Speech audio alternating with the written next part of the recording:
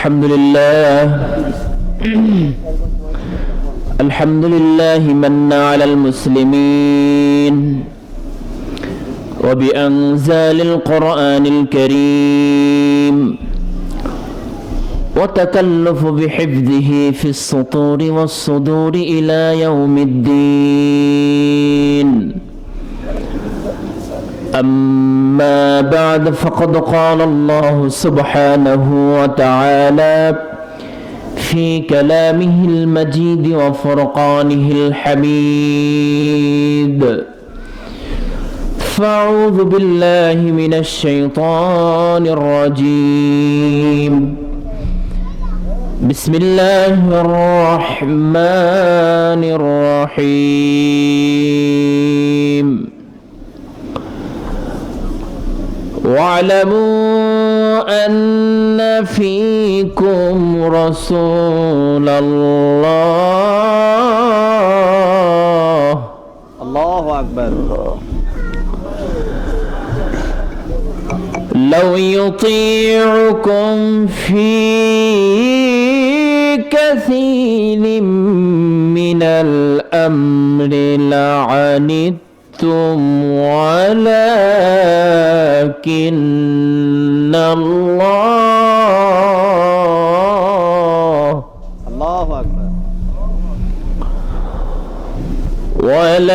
ولكن الله حبب إليكم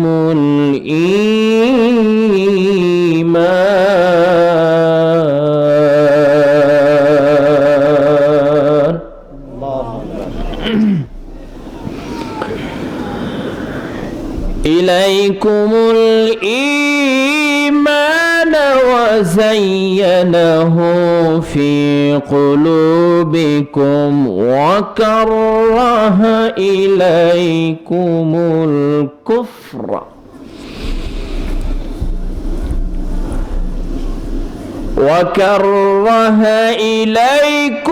الكفر والفسوق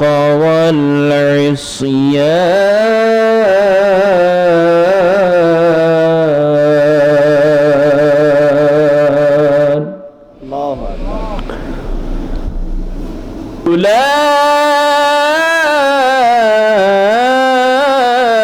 أولئك هم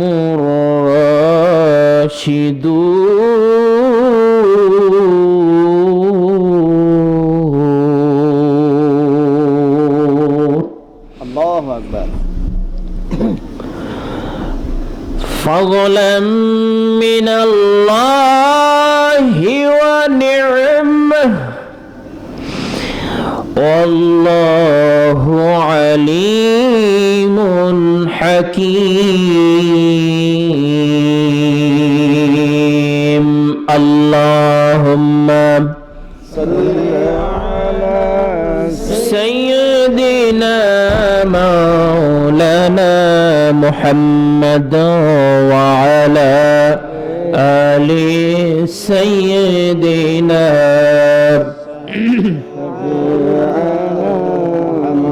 اللهم صل على مولانا محمد وعلى آل سيدنا की अमानत चंद रोज़े नज़्द मास की अमानत चंद रोज़े नज़्द मास दर हकीकत मालिक हर शय खुदास्त। अल्लाहुम्मा सल्लि अला मौलाना मुहम्मद वअला आलि सय्यिदिना।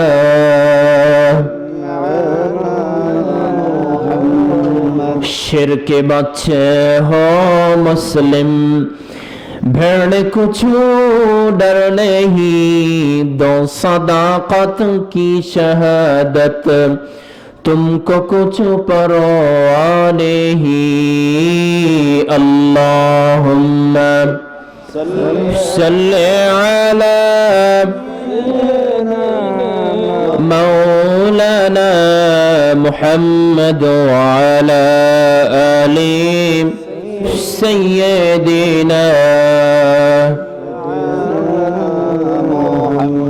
اللهم آمين ربنا ظلمنا أنفسنا وإن لم تغفر لنا وترحمنا لنكونن من الخاسرين আয় আল্লাহ তাআলা এই বিরাট তাফসীরুল কোরআন মাহফিলে বসে আমরা কতগুলো গুনাহগার বান্দা তোমার শাহী দরবারে দোকানা হাত ভিক্ষুকের মতন তুলে ধরেছি রব্বুল আলামিন তোমার বড় হুকুম ছিল আয় আল্লাহ তাআলা ইশার 4 রাকাত ফরজ নামাজ জামাতের সঙ্গে আদায় করেছি রব্বুল আলামিন তারপর তোমার শাহী দরবারে হাত তুলেছি এই তাফসীরুল কোরআন মাহফিলের উসিলায় আমাদের জিন্দেগীর গুনাহ তুমি maaf করে দাও আয় আল্লাহ তাআলা আমাদের আমল যা তুমি কবুল করে যা হাদিয়া দিয়েছো এর সব সর্বপ্রথমে বিশ্ব নবীর রওজা মুবারকে পৌঁছে দাও तमाम পৃথিবীর মাটির নিচে যত মুমিন মুমিনাত মুসলিমিন মুসলিমাত চলে গেছে আল্লাহ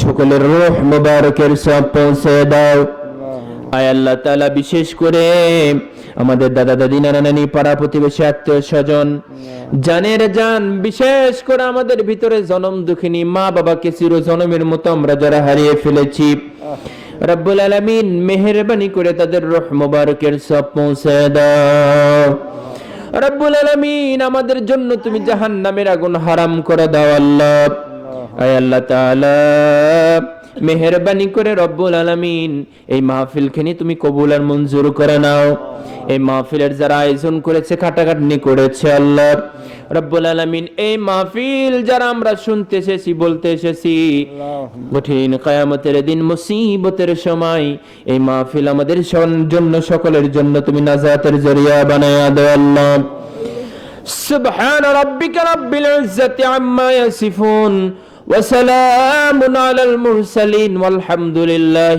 رب العالمين لا إله إلا الله محمد رسول الله একটু জিকির করেন লা ইলাহা ইল্লাল্লাহ লা ইলাহা ইল্লাল্লাহ লা ইলাহা ইল্লাল্লাহ লা ইলাহা ইল্লাল্লাহ লা ইলাহা ইল্লাল্লাহ সুবহানাল্লাহ ওয়ালহামদুলিল্লাহ লা ইলাহা ইল্লাল্লাহ লা ইলাহা ইল্লাল্লাহ লা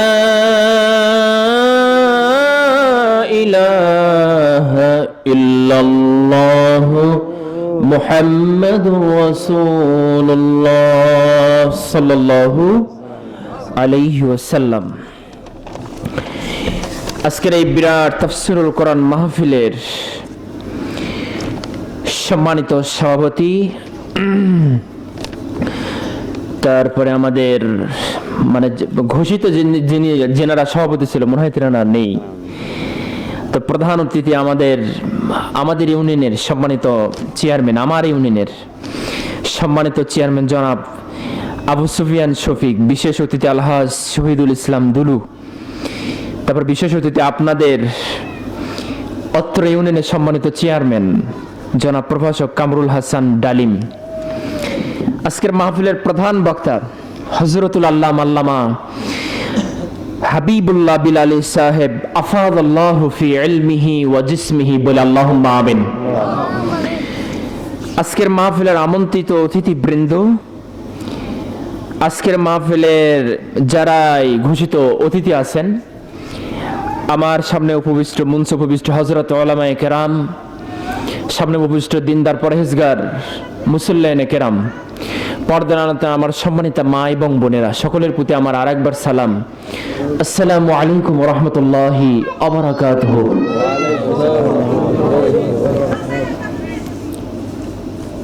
আল্লাহ সুবহানাহু ওয়া তাআলা জাল্লা শানুর দরবারে সর্বপ্রথম শুকরগুজার হচ্ছি, যিনি আমাদেরকে দয়া করে মায়া করে সমস্ত ফিতনা ফাসাদ থেকে পৃথক করে খুবই পছন্দ করে আমাদেরকে এই মাহফিলে আসার জন্য তৌফিক এনায়েত করেছেন।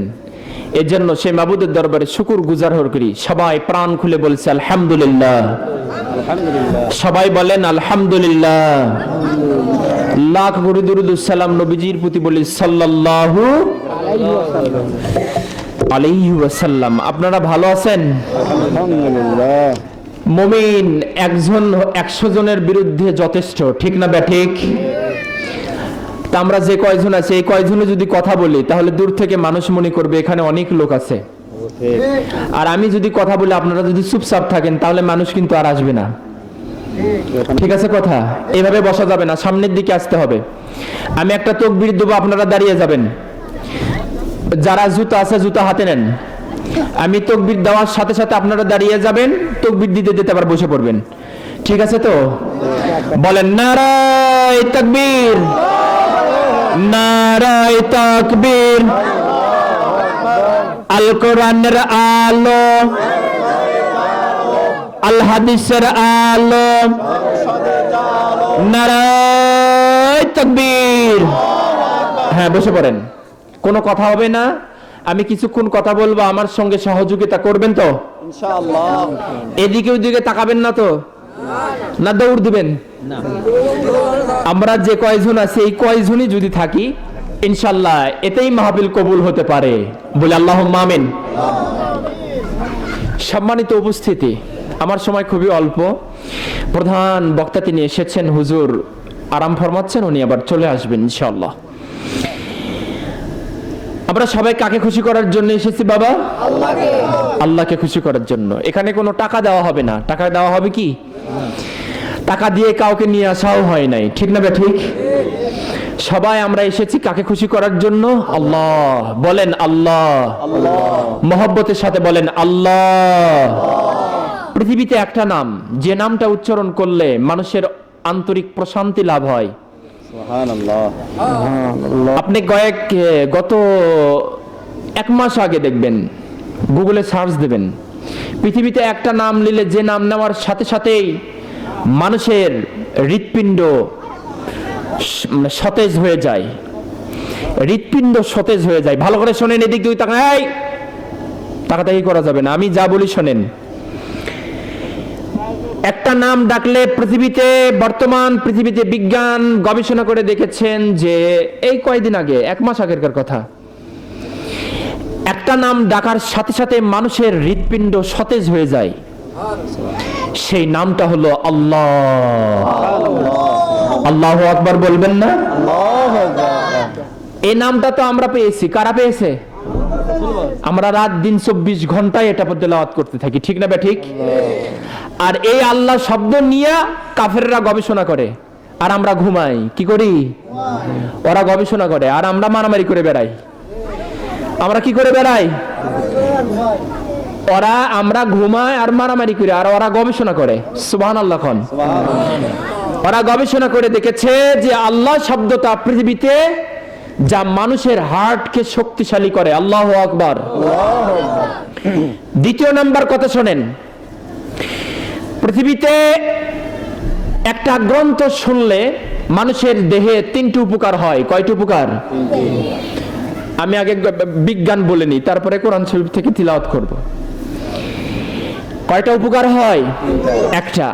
এক, কোরআন শরীফ যদি কেউ শোনে বা পড়ে, ভালো করে বুঝুন, কেউ যদি শোনে বা পড়ে, 1 নাম্বার তার উপকার হয়। বিজ্ঞান বলছে নিউরোলজিক্যাল যদি প্রবলেম থাকে, মানে মাথার যদি কোনো প্রবলেম থাকে, কোরআন শরীফ শোনার সঙ্গে সঙ্গে নিউরোর সমস্যাটা সমাধান হয়ে যায়। জোরে বলেন আল্লাহু আকবার। দ্বিতীয় নাম্বার, হার্ট শক্তিশালী হয়ে যায়। তৃতীয় নাম্বার, রক্তকণিকাগুলো বারবার দৌড়তে থাকে।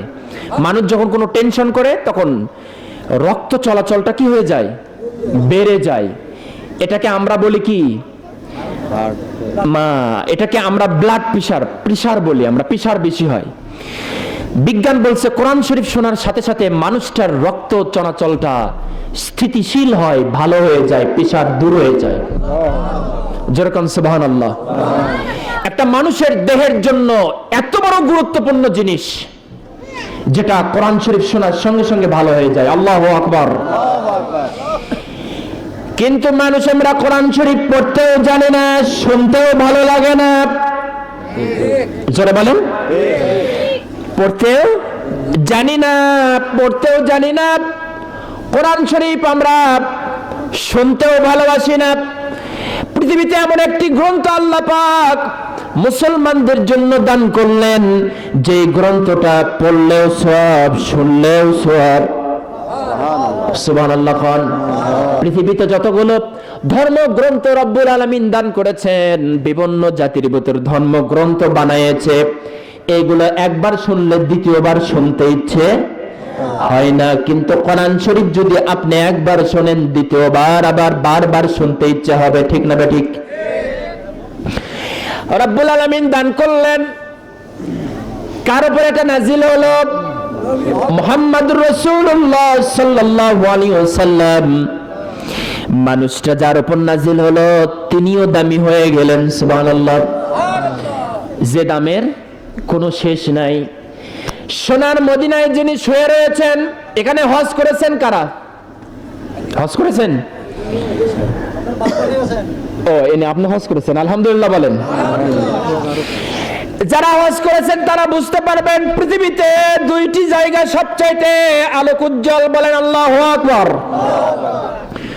সুনিতা উইলিয়ামস এই যে 1 মাস আগে নাসা নভোচারী পৃথিবীর থেকে আসলো, আসমান থেকে ঘুরে আসলো, তিনি বললেন আমি যখন একেবারে চাঁদের কাছাকাছি যখন চলে গেলাম, তখন আমি আসমান থেকে নিচের দিকে লক্ষ্য করলাম, পৃথিবীটা অন্ধকার, চতুর্দিকে অন্ধকার, কিন্তু দুইটা জায়গা রব্বুল আলামিন আলোকময় আমি দেখলাম। বলেন আল্লাহু আকবার। সে সাংবাদিক সম্মেলন করে বলছে যে আমি দুইটা জায়গা আলোকিত দেখেছি, একটা হলো মক্কা আর একটা হলো মদিনা। যেরকম আল্লাহু আকবার। বিবাক্কাতা মুবারাকা ওয়া হুদাল লিল আলামিন। বলেন আল্লাহু আকবার। আমি এই মক্কা নগরীকে পৃথিবীবাসীর জন্য হিদায়াত স্বরূপ নাজিল করেছি, প্রতিষ্ঠিত করেছি। সুবহানাল্লাহ। বলেন তো এই সব দিয়েছেন কাদের জন্য? আমাদের জন্য। বলেন কাদের জন্য? আমাদের জন্য। ওই জায়গায় যেতে কি ইচ্ছা হয়? হয়। যাওয়ার সবার আশা আছে? আল্লাহ তাআলা যেন কবুল করে নেয়, বলে আল্লাহুম্মা আমিন। তাহলে পৃথিবীতে কয়টা জায়গা উজ্জ্বল? একটা হলো মক্কা আর একটা হলো মদিনা। এটা এরা এদিকে এসে গবেষণা করে পেয়েছে। আর আমার আল্লাহ আজ থেকে ১৫০০ বছর আগে পৃথিবীবাসীকে জানিয়ে দিয়েছেন, আমি আল্লাহ তাআলা আমি মক্কা নগরীকে, এই দুইটা নগরীকে আমি আল্লাহ মানুষের জন্য নিরাপত্তা স্বরূপ নাজিল করে দিয়েছি, প্রতিষ্ঠিত করে দিয়েছি। যেরকম সুবহানাল্লাহ। আমার আল্লাহ রাব্বুল আলামিন নবী করিম সাল্লাল্লাহু আলাইহি ওয়াসাল্লামকে যখন পৃথিবীতে প্রেরণ করলেন, এসে এই নগরীকে প্রতিষ্ঠিত করতে অনেক হাতের ভিতর নিতে অনেক কিন্তু কষ্ট হয়েছে। তিনি দান্দান মোবারক শহীদ হয়েছে, পাথরে মেরে মেরে তাকে রক্তাক্ত করা হয়েছে তায়েফের ময়দানে। ঠিক না ঠিক? কত কষ্ট করা হয়েছে। রব্বুল আলামিন বললেন, এই মক্কা নগরীর কসম করে বলি, লা উকসিমু বিহাযাল বালাদ। বলেন আল্লাহু আকবার।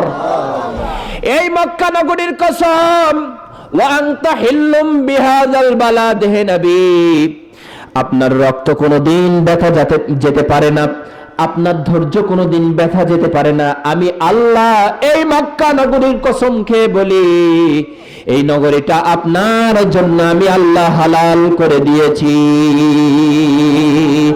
লা উকসিমু বিহাযাল বালাদ ওয়া আনতা হিল্লুম বিহাযাল বালাদ।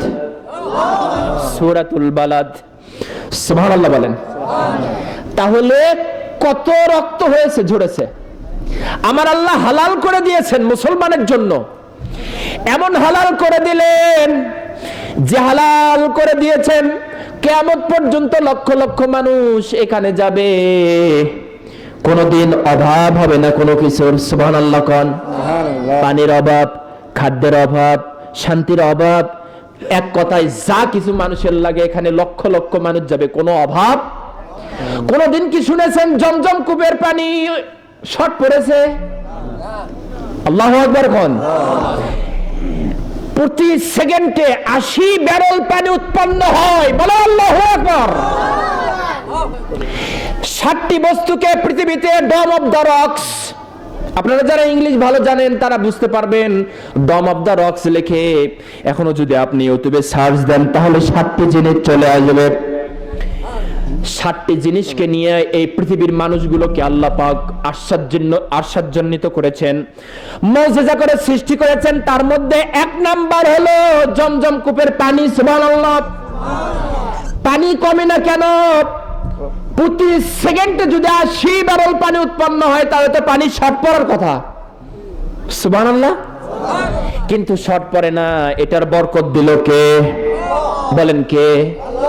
আল্লাহ বরকত দিয়েছেন, আলহামদুলিল্লাহ বলেন।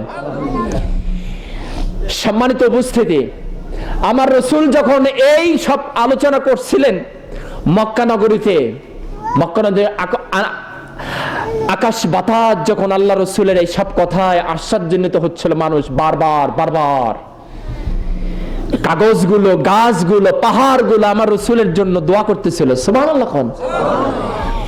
তো রোমাইসা বিনতে মিলহান, রোমাইসা বলেন কিসা? রোমাইসা, যাদের সন্তান সম্ভাবনা, মেয়ের নাম রেখে দেন, যদি মেয়ে হয় তাহলে রেখে দিবেন, নাম রাখবেন কি? রোমাইসা আক্তার। বলেন কি? রোমাইসা। সুবহানাল্লাহ খান। রোমাইসা বিনতে মিলহান, আমি এখন একটা ঘটনা আপনাদের সামনে বলবো, একজন মহিলা সাহাবীর ঘটনা, শুনবেন তো? এইদিকে ওইদিকে তাকান কেন? ইসরে, আমি এটা পছন্দ করি না। আমি যেখানে মাহফিল করবো স্টিল আমার দিকে তাকাতে হবে, যদি ভালো না লাগে আপনি চলে যেতে পারেন। আমি কাউকে কোনো দিন বলি না যে বাবা থাকো থাকো থাকো, ভালো না লাগলে চলে যাবেন, সমস্যা নাই। আমি কথা বলছি কোথায় থেকে? কোরআন থেকে। আমরা শুনতে আসছি কি? ঠিক আছে কথা? কেউ মরবেন না তো? মারা যাও কি? ঘুম কি? অর্ধমৃত্যু কাকে বলে?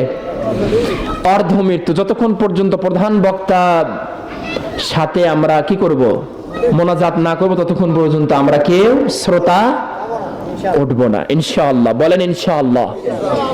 রোমাইসা বিনতে মিলহান, তো এই ব্যক্তির ব্যাপারে বুখারী এবং মুসলিমে, নাসাই শরীফে অসংখ্য হাদিস আসছেন। রোমাইসা 3 বোন। কয় বোন? 3 বোন। তা রোমাইসা হলো সবচেয়ে বড়, যেমন দেহ তেমন সুন্দরী, আলহামদুলিল্লাহ। রোমাইসা বিনতে মিলহানের বিবাহ হয় মালিক বিন নজরের সাথে, একজন কাফেরের সাথে। তখনও রোমাইসা ইসলাম গ্রহণ করেন নাই। তো আল্লাহর নবী মক্কা শরীফে যখন তার কি হয়, বিবাহ হয় মালিকের সঙ্গে, তখন ঘরের ভিতর থেকে তিনি, আল্লাহর নবী যখন রাস্তা দিয়ে হেঁটে যায় তখন দরজার ফাঁকা দিয়ে আল্লাহ রাসূলের চেহারা দেখে। তখন দেখে এই মহিলাটা আশ্চর্য হয় যে এত সুন্দর মানুষ, এত সুন্দর কথা বলে, আমি তাহলে এই লোকের মানে সাথী হব না তো হব কার? রোমাইসা স্বামীকে বলে, স্বামী আজকে তোমাকে একটা কথা বলবো। বললে কি? বললে আব্দুল্লাহর ছেলে মুহাম্মদ সাল্লাল্লাহু সাল্লামকে কি তুমি চেনো? বলে হ্যাঁ চিনি। তাকে কি তুমি দেখেছো? হ্যাঁ দেখেছি। বলল তার কথাগুলো তোমাকে কি রকম লাগে, ভালো না খারাপ লাগে? বলে ভালো তো লাগে, কিন্তু সে আমাদের ধর্ম বাদ দিয়ে অন্য ধর্মের যখন কথা বলে তখন আমাকে খারাপ লাগে। এবার মালিক বলে তোমার কেমন লাগে? বলে আমাকে ভালো লাগে, শুধু ভালো লাগে না, আমাকে ইসলাম গ্রহণ করতে ইচ্ছা হয়। এত আস্তে সুবহানাল্লাহ, সবাই বলেন সুবহানাল্লাহ। মা বোনেরা আপনারা যারা আছেন কান পেতে শুনুন। রোমাইসা বলে আমাকে ইসলাম গ্রহণ করতে ভালো লাগে। বলে খবরদার খবরদার, এক কথাই বলেছো, দ্বিতীয়বার যদি তুমি বলো তাহলে তোমাকে তালাক দেব, তাহলে তোমাকে আমি কি করে দেব? ছেড়ে দেব। তুমি সব করতে পারো, কিন্তু মুহাম্মাদের কালেমা তোমার পড়া। একদিন যায়, 2 দিন যায়, 3 দিনের মাথায় বলে, স্বামীরে তুমি আমাকে ছেড়ে চলে যেতে পারো, তুমি আমাকে ছেড়ে চলে যেতে পারো, কিন্তু আমি মুহাম্মদ সাল্লাল্লাহু আলাইহি সাল্লামের কালেমা পড়া বাদ দিতে পারবো না। আল্লাহু আকবার। আমি কালেমা ছাড়বো না, আমি কালেমা পড়বো, আমি এই মুহূর্তে কালেমা পড়বো। তুমি কি দেখতে চাও? বলে হ্যাঁ দেখি। তোমার সাহস কত বড়। দৌড় গিয়েছে আল্লাহর নবীর দরবারে, গিয়ে বলে, ইয়া রাসূলুল্লাহ, আমি কালেমা পড়ে এই মুহূর্তে মুসলমান হতে চাই। কোনো কথা হবে না। আল্লাহু আকবার।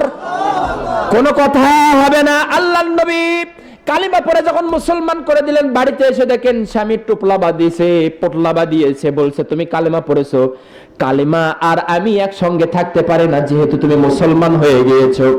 আমার ঘরে আমার সব সম্পত্তিগুলো আমি নিয়ে আমি সিরিয়ার দিকে চলে গেলাম, আমি আর তোমার কাছে থাকবো না। একজন সন্তান, কয়জন সন্তান? একটা ছেলে, ছেলের নাম আনাস। ছেলের নাম কি? আনাস। এখন বাবা ছেলেকে রেখে চলে গিয়েছে, কিন্তু মা তো ছেলেকে রেখে যেতে পারে? মা কি যেতে পারে? মার তো দরদ বহুগুণ, পেটে ধরেছে, দুধ খাওয়াইছে, অনেক অত্যাচার সহ্য করেছে। ছেলে পুরুষ যদি চলে যেতেও পারে, কিন্তু মা তো চলে যেতে পারে না। মনোযোগ সহকারে শুনুন, খুবই গুরুত্বপূর্ণ কথা। এরপর রুমাইসা বলে, তুমি চলে যাও। এই ছোট্ট ছেলেকে নিয়ে আল্লাহর নবীর দরবারে গিয়েছেন, বললেন, ইয়া রাসূলুল্লাহ, আপনার কাছে কালিমা পড়ার কারণে আজ আমি নিঃস্ব হয়ে গিয়েছি, আমাকে ছেড়েছে, আমার স্বামী চলে গিয়েছে, সিরিয়ার দিকে চলে গেছে। আল্লাহর নবী বললেন, তোমার ঘরে কি হয় না হয় আমি রাসূল তোমার আসার আগেই জেনে ফেলেছি। সুবহানাল্লাহ। আল্লাহর নবী বললেন, কোনো চিন্তা করো না। আল্লাহর নবী মাথায় হাত দিয়ে দিলেন, আনাসের ছোট্ট বাচ্চা আদর করে দিয়ে দিলেন। যতদিন পর্যন্ত আনাস বেঁচে ছিল, কোনোদিন আনাসের ক্ষুধা লাগে নাই। জোরে কান সুবহানাল্লাহ। আমার রাসূল যদি কারো কোন ছোট্ট বাচ্চার মাথায় হাত বুলে দিতেন, সঙ্গে সঙ্গে সেই সন্তানের কি হয়ে যেত? মাথায় চুল হয়ে যেত, সুন্দর চুল। আনাসের মাথার চুল দেখে সাহাবীরা জিজ্ঞাসা করে, আনাস, তোমার মাথায় এত সুন্দর চুল কিভাবে হলো? বললাম, আমার মা আমাকে বলেছেন, যখন আমি ছোটবেলায় ছিলাম, ছোটবেলায় আল্লাহর নবীর দরবারে আমাকে নিয়ে এসেছিল। আল্লাহর নবী যখন আমার মাথায় হাত বুলে দিলেন, আমার মাথায় হাত, আল্লাহর নবীর হাতের বরকতে আমার মাথার ভিতরে এত সুন্দর চুল আল্লাহ দান করেছেন। জোরে করে আল্লাহু আকবার। মুসাইলামাতুল কাজ্জাব, আল্লাহর নবী ইন্তিকালের পর যে সমস্ত কুলাঙ্গার নবী দাবি করেছিল, তার মধ্যে মুসাইলামাতুল কাজ্জাব একটা। ঠিক না ঠিক? নবী বলে কি করেছিল? দাবি করেছিল, আমার নবী শেষ নবী, এরপর আর কোন নবী। যারা দাবি করবে তারা কাফের। বলেন, যারা দাবি করবে তারা কি? এখনো বাংলাদেশে এক শ্রেণী আছে, কাদিয়ানি নাম আছে। আপনারা কি সম্পর্কে জানেন? এই কাদিয়ানিরা আল্লাহর নবীকে শেষ নবী মনে করে না। বলেন নাউজুবিল্লাহ।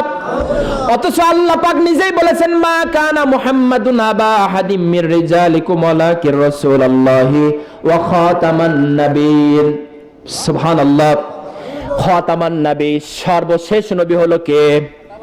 মুহাম্মাদুর রাসূলুল্লাহ সাল্লাল্লাহু আলাইহি ওয়াসাল্লাম। মুসাইলামাতুল কাজ্জাব তার জাতিকে বলল, আমি পয়গম্বর, আমি নবী। এখন মহিলারা বলে, তুমি যদি নবী হও তাহলে মুহাম্মদ সাল্লাল্লাহু আলাইহি সাল্লামের মতন একটা কেরামতি দেখাও, মুজিজা দেখাও। ছোট বাচ্চার মাথায় হাত দেওয়ার সাথে সাথে মুহাম্মদ সাল্লাল্লাহু আলাইহি সাল্লামের হাত লাগার সঙ্গে সঙ্গে ছোট বাচ্চার মাথায় কি হয়ে যায়? চুল হয়ে যায়। তাহলে তুমি একটু হাত দাও, আমাদের বাচ্চার মাথায় চুল হয় কিনা। এখন দিনের বেলা, সকাল বেলা সবাই লাইন ধরেছে মুসাইলামাতুল কাজ্জাবের হাত বুলে দেবে। এখন মহিলারা কি করেছে? নিউ ব্রন বেবি, মানে ছোট ছোট চুল হয় নতুন বাচ্চাদের, এই বাচ্চাদের লাইন ধরেছে মারা। এখন মুসাইলামাতুল কাজ্জাব হাত দেয়, যেটার চুল আছিল সেটাও শেষ, চুল্লাই সবগুলো টাক হয়ে গিয়েছে। কিতাবের ভিতর আছে ওই দিনে মুসাইলামাতুল কাজ্জাব যতগুলো শিশুর হাতে হাত দিয়েছিল, মৃত্যু পর্যন্ত ওই শিশুগুলোর মাথায় আর কোনো চুল, সবগুলো ছিল টাক। সবগুলো কি ছিল? টাকও ছিল। এই যে মুরব্বী বলছে টাক পড়া ছিল। তাহলে আমার পয়গম্বর হাতের মধ্যে কি বরকত দান করেছেন আল্লাহ, বলেন আল্লাহু আকবার। এই বরকত কমে গেছে না আছে? কিন্তু সেই বরকতের হাত আমাদের নাই, ওই অন্তর নাই, ওই শরীরও নাই, ওই মনও নাই, সব কি হয়েছে? চলে গেছে। তা আনাস রাদিয়াল্লাহু তাআলা আনহু, কোন আনাস জানেন? যে আনাস খাদেম ছিল আল্লাহ রাসূলের, খাদেমুর রাসূল। সেই আনাস কিভাবে হলো ঘটনাটা ভালো শোনেন, তাহলে বুঝতে পারবেন। এর ভিতরে অনেক কথা আসবে। রুমাইসা বলেন, ইয়া রাসূলুল্লাহ, আমার এই ছেলের খাদ্য উঠে গেল, কিছুই খায় না কেন? বলল, আল্লাহর নবী হেসে মুস্কি হেসে বলছেন, রুমাইসা, তোমার যেহেতু স্বামী নাই, সন্তানটাকে কে খাওয়াবে? আমি আল্লাহর কাছে দোয়া করে দিয়েছি, আল্লাহ তুমি আনাসের সাহায্য করো। রুমাইসা রে, তোমার সন্তান যতক্ষণ পর্যন্ত বড় না হবে, এতদিন পর্যন্ত খাদ্যের জন্য তোমার আর চিন্তা করতে হবে না। আল্লাহু আকবার কও। খাদ্যের জন্য আর তোমার কি করতে হবে না। তাহলে খাদ্য কে দিল? মালিক। মালিক চিন্তা করেছিল খাদ্যের অভাবে, সন্তানের অভাবে রুমাইসা সন্তান নিয়ে আমার কাছে আবার আসবে। বহু চিঠি লিখেছে, বহু চিঠি কি করেছে লিখেছে, চিঠির উত্তরে একটাই গেছে, লা ইলাহা ইল্লাল্লাহু মুহাম্মাদুর রাসূলুল্লাহ সাল্লাল্লাহু। চিঠির উত্তরেটা ও চিঠি লেখে, আর চিঠির উত্তরে রুমাইসা এই কালেমা পড়ে দেয়। এই কালেমা কি? কাদের কালেমা? আমাদের কালেমা। কাদের কালেমা? সবাইকে আমরা জানি, সবাই জানি, কিন্তু মানি না। সবাই আমরা জানি। আর একবার কলিজা ফেটে বলেন, রহমতের সাথে বলেন, লা ইলাহা ইল্লাল্লাহু মুহাম্মাদুর রাসূলুল্লাহ সাল্লাল্লাহু। আল্লাহু আকবার। আপনি কি জানেন, আপনারা কি জানেন, এই পৃথিবীর স্তম্ভ হলো লা ইলাহা ইল্লাল্লাহ। 5টি স্তম্ভ, তার মধ্যে 1 নাম্বার হলো কি? কালেমা লা ইলাহা ইল্লাল্লাহ। এইটা যখন উঠে যাবে তখন কি হয়ে যাবে? এই স্তম্ভ আর থাকবে না। তখন কি হয়ে যাবে? কিয়ামত হবে। তখন কি হয়ে যাবে? কিয়ামত হয়ে যাবে। রুমাইসা বুঝতে পেরেছেন এই কালিমার মধ্যেই সব রহমত আছে। জোরে বলেন সুবহানাল্লাহ।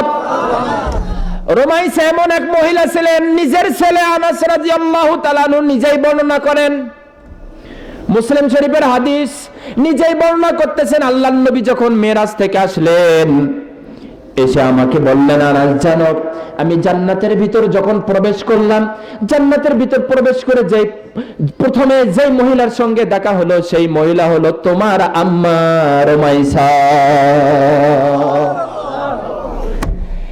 হযরত জাবের রাদিয়াল্লাহু তাআলা আনহু থেকে বলেন, বুখারী শরীফের হাদিস, দ্বিতীয় হাদিস, জাবের রাদিয়াল্লাহু তাআলা বলেন, আল্লাহর নবী আমাদের সঙ্গে কথা বলতেছিলেন, কথা বলতে বলতে একবারে হঠাৎ করে বলে ফেললেন, সাহাবীরা রে, আমি জান্নাতের ভিতর প্রবেশ করলাম, প্রবেশ করে দেখি নড়াচড়া করছে, একদিকে ডান দিকে দেখি একজন কে জানি নড়াচড়া করছে। আমি ফেরেশতাকে বললাম, এ ফেরেশতা, এখানে নড়ানড়ি করে কে? ফেরেশতা বলল, হুজুর দেখতেছেন উনি কে? উনি একজন মহিলা, উনি কেউ নয়, উনি হলো আনাসের মা রুমাইসা। এত মর্যাদা আল্লাহ দান করেছিলেন, সুবহানাল্লাহ। এত মর্যাদা কেন দান করলেন সেটার আমাদের ঘটনা চলছিল। এত মর্যাদা দান করেছেন, নিজের ঘর ছেড়েছেন, স্বামী ছেড়েছেন। আনাসের বয়স যখন 10 বছর হয়ে গেল, আল্লাহর নবীকে বললেন, ইয়া রাসূলুল্লাহ, বয়স হয়ে গিয়েছে, আমি কোথায় রাখবো সন্তানকে? ইয়া রাসূলুল্লাহ, আপনার দরবারে আমি রেখে গেলাম, আনাসের দায়িত্ব এখন থেকে আপনার। সুবহানাল্লাহ। আনাসের কোথায় গেল? আল্লাহ রসুলের দরবারে গেল। আল্লাহ রসুলের দরবারে যখন আনাস হলো, বড় হয়ে গেছে আনাস, মৃত্যুর আগ পর্যন্ত যখন আল্লাহর দরবারে হাত তুলেছেন আনাস, তখন দোয়া করেছেন, আয় আমার আল্লাহ, আমার মাকে তুমি ভালো রেখো জান্নাতের ভিতর। আমার মা আমাকে উত্তম ভাবে লালন পালন করেছে, আমার রসুলের দরবারে রেখে গিয়েছে। যেরকম সুবহানাল্লাহ। আর এখন আমাদের মতো আছে যে মাদ্রাসায় পড়ানো যাবে না, চাকরি নাই, ঠিক না? ঠিক কথাটার কিন্তু আবার বাস্তবতাও আছে। মানে এমন সিস্টেম তৈরি হয়ে গিয়েছে আমাদের দেশে, মাদ্রাসা ছেলে পেলে যদি দাঁড়িয়ে রাখে তাহলে তো আরো সমস্যা। দেখলে বলে তাহলে সব ঠিক, যদি ভাই বাতে যায়, ভাই ভাই গিয়ে বলে আপনি একটু দেরি অপেক্ষা করেন, আসছেন একটু পরে আসেন। কথা কি বুঝতে পারছেন?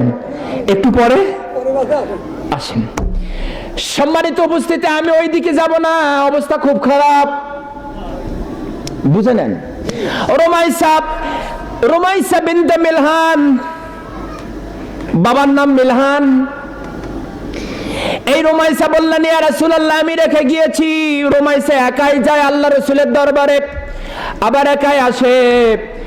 দিনের মধ্যে একবার আল্লাহ রসুলের দরবারে যাবেন, আবার চলে আসবেন। দীর্ঘ পথ অতিক্রম করে আল্লাহ রসুলের দরবার থেকে আসে একটা বিধবা মহিলা। আমার রসুল বললেন, এ রুমাইসা, তোমার কি মনের ভিতর শঙ্কা হয় রাস্তায় যেতে? বললেন, ইয়া রাসূলুল্লাহ, আমার কোনো ভয় নাই। আমার মাথার ভিতর আছে কোরআন, আর আমার বুকের ভিতর আছে আমার বিশ্বনবী মুহাম্মদুর রাসূলুল্লাহ সাল্লাল্লাহু আলাইহি ওয়াসাল্লাম। এই দুইটা জিনিস যেহেতু আমার ভিতর আছে, আমার রুমাইসার কোনো ভয় নাই। যাই, দুইজন যাই। এভাবে দীর্ঘদিন যেতে যেতে হঠাৎ করে একটা বিপদ হয়। রাস্তার ভিতর তিনি যাচ্ছিলেন, হঠাৎ করে একজন সুদর্শন পুরুষ রুমাইসার পথ আটকিয়ে ধরে বলে, রুমাইসা, আপনার নাম কি? রুমাইসা বলছে, হ্যাঁ। আপনি কে? বলছে, আমি একজন মানুষ, এই এলাকারই মানুষ। বলছে, আপনার পথ আটকিয়ে ধরেছেন কেন? বলছে, তোমার সঙ্গে আমার কিছু কথা আছে, তোমাকে আমি যেতে দেব না। সন্ধ্যা ঘনিয়ে এসেছে, একটা বেদবা মহিলার সঙ্গে সুদর্শন মহিলার সামনে যদি এইভাবে দাঁড়িয়ে যায়, বলেন তো কার না ভয় লাগে? ভয় লাগার কথা না? রুমাইসা যেদিকে যায়, ছেলেটা ওই দিকে যায়, আবার এইদিকে গেলে এইদিকে যায়। ছেলেটা বলে, তুমি কি মুসলমান? বলে, হ্যাঁ আমি মুসলমান। আমার চেহারা দেখে কি তুমি বুঝতে পারতেছো না আমার ভিতর পর্দা আছে?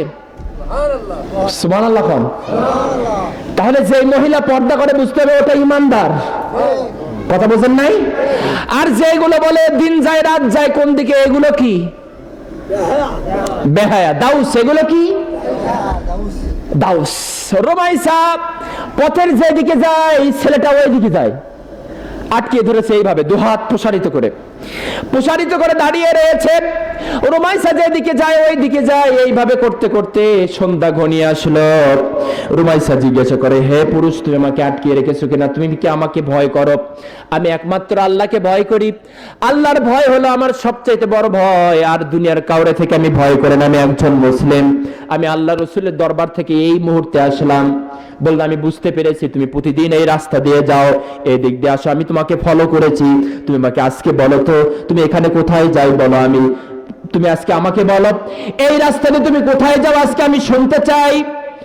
বললো, তুমি কি শুনে কি করবে? বললো, আমি শুনতে চাই এই রাস্তা দিয়ে আমি বিশ্বনবী মুহাম্মদুর রাসূলুল্লাহ, জোরে বলেন সাল্লাল্লাহু আলাইহি ওয়াসাল্লামের দরবারে যাই। বলেন আল্লাহু আকবার। বলতেছে, হ্যাঁ যাও, ঠিক আছে, কিন্তু আমি আজকে একটা কথা বলতে চাই তোমাকে।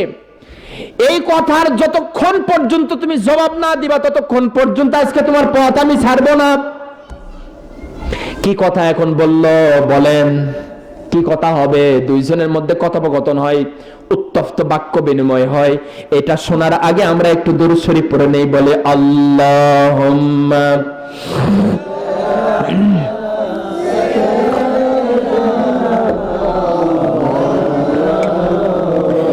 মুহাম্মাদ ওয়া আলা আলি মাওলানা। রুমাইসা প্রশ্ন করে তালহা বা প্রশ্ন করে পুরুষটা রুমাইসা উত্তর দেয়, আবার রুমাইসা প্রশ্ন করে এ উত্তর দেয়। কি বাক্য বিনিময় হলো? পুরুষ জিজ্ঞাসা করল, হে রুমাইসা, আমি তোমাকে বিবাহ করতে চাই, তুমি কি রাজি? একটাই কথা বলছে, আমি বিবাহ করব কি করে? তুমি কি মুসলমান না হিন্দু? কথা বোঝেন নাই? এদিকে তাকান, এদিকে তাকান, খুব মজার কথা। বলছে, তুমি কি মুসলমান না কাফের? বলছে, আমি একজন কাফের। কাফেরের গোষ্ঠী কাফের। বলছে, আমি একজন ইমানদার। তাহলে বিবাহ হয় কি করে? তেল আর পানি কি এক জায়গায় হয়? সম্ভব? জীবনেও সম্ভব নয়। এখন মহিলা বলে যে আমি একজন মুসলমান, তুমি একজন কি কাফের। কাফেরের সঙ্গে তোমার সঙ্গে আমার বিবাহ হবে কি করে? আমি তোমাকে জানি না, চিনি না। বসে, আমাকে জানো না? যেই ছেলেটা এই মহিলার সামনে দাঁড়িয়ে আছে উনি আর কেউ নয়, সেই সময়কার সবচাইতে সুদর্শন, সবচাইতে ধনট্টবান পুরুষ। পুরুষের নাম হলো আবু তালহা, একজন সাহাবী, জলিলুল কদর সাহাবী। তখন ইসলাম গ্রহণ করেন নাই। জান্নাতের সুসংবাদ প্রাপ্ত একজন সাহাবী, তখন ইসলাম গ্রহণ করেন নাই। রুমাইসার সামনে এই ছেলেটা যখন দাঁড়িয়ে গিয়েছে, বলল আমি বিবাহ করব, তুমি কি রাজি? এখন ও মনে করেছে মনে হয় দুর্বল মার্কা মহিলা, ওর নাম কি করে কয়, পুরুষ আর মানে মহিলার পুরুষ রাজি কিয়া করে গা কাজী। এই মার্কা মনে হয় মহিলা। কথা বোঝেন নাই? এই মার্কা মনে হয় মহিলা, এটা মনে করে ওই পথ আর ছেড়ে দেয় না। বললো, রুমাইসা তুমি কি আমাকে চেনো? আমার চেহারা কি খারাপ? বলতো, তোমার চেহারা তো খারাপ আমি কোনো সময় বলি নাই। তোমার চেহারা যত বড়ই ভালো হোক না কেন, যেহেতু তোমার ভিতর কালিমা নাই, এজন্য আমি তোমার এক পয়সার আমার কাছে দাম নাই। বলেন আল্লাহু আকবার। বলছে, রুমাইসা আমার কাছে প্রায় 50টি কি আছে, স্বর্ণ মুদ্রা আছে। কি আছে? স্বর্ণ মুদ্রা আছে। এই মুদ্রাগুলো তোমাকে দেব, তুমি কি রাজি? বলতে, স্বর্ণ মুদ্রা দিয়ে লাভ নাই। আমার ভিতর যে স্বর্ণ মুদ্রা আছে, সেই স্বর্ণ মুদ্রা তোমার 50 নয়, 50 লক্ষ যদিও থাকে, আমার ভিতর যে স্বর্ণ আছে, এই স্বর্ণের সাথে এই 50 লক্ষ স্বর্ণ মুদ্রার কোনো দাম নাই। যেরকম আল্লাহু আকবার।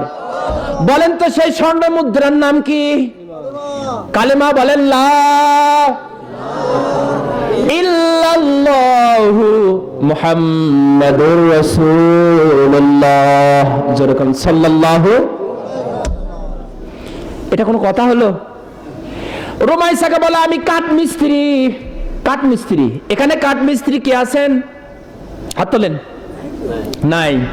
ও, কাঠ মিস্ত্রি। তালহা তখন কাঠ মিস্ত্রি কাজ করতেন। এই যে কাঠ যারা কাটে, তো কাঠ মিস্ত্রির কাজ করে। তা বলছে, দেখো আমি কাঠ মিস্ত্রির কাজ করে করে লক্ষ লক্ষ টাকা কি করেছি, ইনকাম করেছি। এই টাকাগুলো আমি তোমাকে দিব। আচ্ছা বলেন তো, তালহা জীবনের চেহারা দেখলো না, জীবনেও তার কি করে দেখলো না, কথা শুনলো না, হঠাৎ করে পাগল হলো কেন? রুমাইসা বলে, তুমি পাগল হয়েছো কেন? আমি তো আমাকে তো তুমি দেখো নাই, কিছু দেখো নাই। বললো, রুমাইসা তুমি প্রতিদিন যাও, প্রতিদিন আমি তোমার যাওয়া আসা আমি লক্ষ্য করে দেখলাম। এই মক্কা নগরীতে অসংখ্য সুন্দরী মহিলা আছে আমার জন্য পাগল, কিন্তু তোমার চালচলন, তোমার হাঁটা আর তোমার কথাবার্তারা এই লক্ষ লক্ষ সুন্দরীর চাইতে তোমার হাঁটার চলাচল গুলো আমার কাছে সবচেয়ে সুন্দর লাগে। আল্লাহু আকবার। তাহলে মহিলাকে কে বা সম্মানিত করলো? দেখেন, তালহা তার জীবনটা দিতে চাইলো, স্বর্ণ মুদ্রা দিতে চাইলো, পাহাড় বিক্রি করে দিতে চাইলো, তার অর্জিত সব সম্পদ দিতে চাইলো, কিন্তু রুমাইসা তাতে হারলো না। রুমাইসার দাম বাড়িয়ে দিল কে? এজন্য পর্দা মহিলার দাম বাড়ায় না কমে? বাবা বলল, বাবা মেয়েকে ডাকলো, ভার্সিটিতে পড়াশোনা করে, ঢাকা ভার্সিটিতে। বলছে, মা তুমি কি লোহা দেখেছো কোনোদিন? বললে, হ্যাঁ। এই লোহার পাত্রগুলো লোহার দোকানে কি রকম করে রাখে? বলল, কোনো মতে রাখে, কেউ ফেলে রাখছে, লোহার অত দাম নাই। বলছে, আচ্ছা মা তুমি কি কোনোদিন হীরা দেখেছো, সীসা দেখেছো? সীসা? বলছে, সীসার জিনিস, পিতলের জিনিস দেখেছো? বলছে, হ্যাঁ। পিতলের জিনিসগুলো কোথায় রাখে? বলল কোন টাকের উপর রাখে। কেমন যত্ন করে? কয় কোন রকম যত্ন করে। বলছে মা তুমি কি কোনোদিন দেখেছো, মুক্তা দেখেছো? বলছে মুক্তা দেখি নাই। মুক্তা দেখেছি। বলে কেমন করে রাখে? বলে খুবই যত্ন করে রাখে। বলছে মা তুমি কি স্বর্ণ দেখেছো? বলে হ্যাঁ স্বর্ণ দেখেছি। বলছে স্বর্ণ কিভাবে রাখে? বলছে খুবই যত্ন করে রাখে। মা তুমি কি কোনোদিন হীরা দেখেছো? হীরা হীরা। বলছে হীরা আমি দেখেছি বাবা, হীরাগুলো আরো যত্ন করে রাখে। বলছে মা মহিলারা হলো তুমি হলো এরকম হীরা, যত তুমি পর্দা নিচে হবে, যত তুমি কি হবে আল্লাহওয়ালা হবে, তত তোমার দাম বৃদ্ধি হতে থাকবে। সুবহানাল্লাহ কোন, ততই তোমাকে যত্ন সহকারে রাখবে। সুবহানাল্লাহ। আর যদি তোমার দাম কোনো মতো হয়, লোহার মতন হয়, তাহলে তোমার লোহার মতন ফেলে রাখবে। এই জন্য যতক্ষণ পর্যন্ত আল্লাহ এবং রসুলের হুকুম অনুযায়ী চলবে, তখন তোমাকে আল্লাহ রাব্বুল আলামিন হীরার মতন সম্মান দান করবেন। সুবহানাল্লাহ। রুমাইসা বলে আমি হীরা। আল্লাহু আকবার। এবার তালহা বলে তুমি যাই হও না কেন আমি তোমাকে বিবাহ করব, তুমি এই মুহূর্তে রাজি হও, তুমি যা চাইবে তাই। বলছে আমি কোনো সময় রাজি হব না। এবার কি করছে? তালহা টিটকারি মারে। হ্যাঁ খুব ভাব হয়েছে তোমার, তোমার কি হয়েছে? ভাব হয়েছে। টিটকারি মারা কি মুসলমানের জন্য বলেন হারাম? কি করেছেন? হারাম করে দিয়েছেন। আমার আল্লাহ সূরাতুল হুজুরাতের ভিতর বলে দিয়েছেন ইয়া আইয়ুহাল্লাযীনা আমানু লা ইয়াসখার কওমুন মিন কওমিন আসা আন ইয়াকুনু খায়রাম মিনহুম। জোরে করে আল্লাহু আকবার। হে ঈমানদারগণ, একজন আরেকজনের ব্যাপারে তোমরা কি করবে না? টিটকারি মস্করা করবে না। মনে রাখবে তুমি যার বিরুদ্ধে টিটকারি করতেছো, হয়তোবা তার চাইতে তোমার দাম কম, তাই তোমার চাইতে দাম বেশি হতে পারে। যেরকম সুবহানাল্লাহ। অনুরূপ ভাবে আল্লাহ পাক বলেছেন ওয়ালা নিসাউম মিন নিসাইন আসা আইয়াকুন্না খায়রাম মিনহুন্না। সুবহানাল্লাহ। অনুরূপ ভাবে একজন মহিলা আর একজন মহিলার দুর্বলতা দেখে, কোনো কিছু দুর্বলতা দেখে তোমরা কারো বিরুদ্ধে টিটকারি করবে না। হতে পারে তুমি যার বিরুদ্ধে টিটকারি করতেছো তোমার চাইতে তার সম্মান বেশি আল্লাহর কাছে। সুবহানাল্লাহ। ঠিক না? এই পৃথিবীতে সমস্ত মানুষের একটু জিকির করেন লা ইলাহা লা ইলাহা ইল্লাল্লাহ সুবহানাল্লাহ লা ইলাহা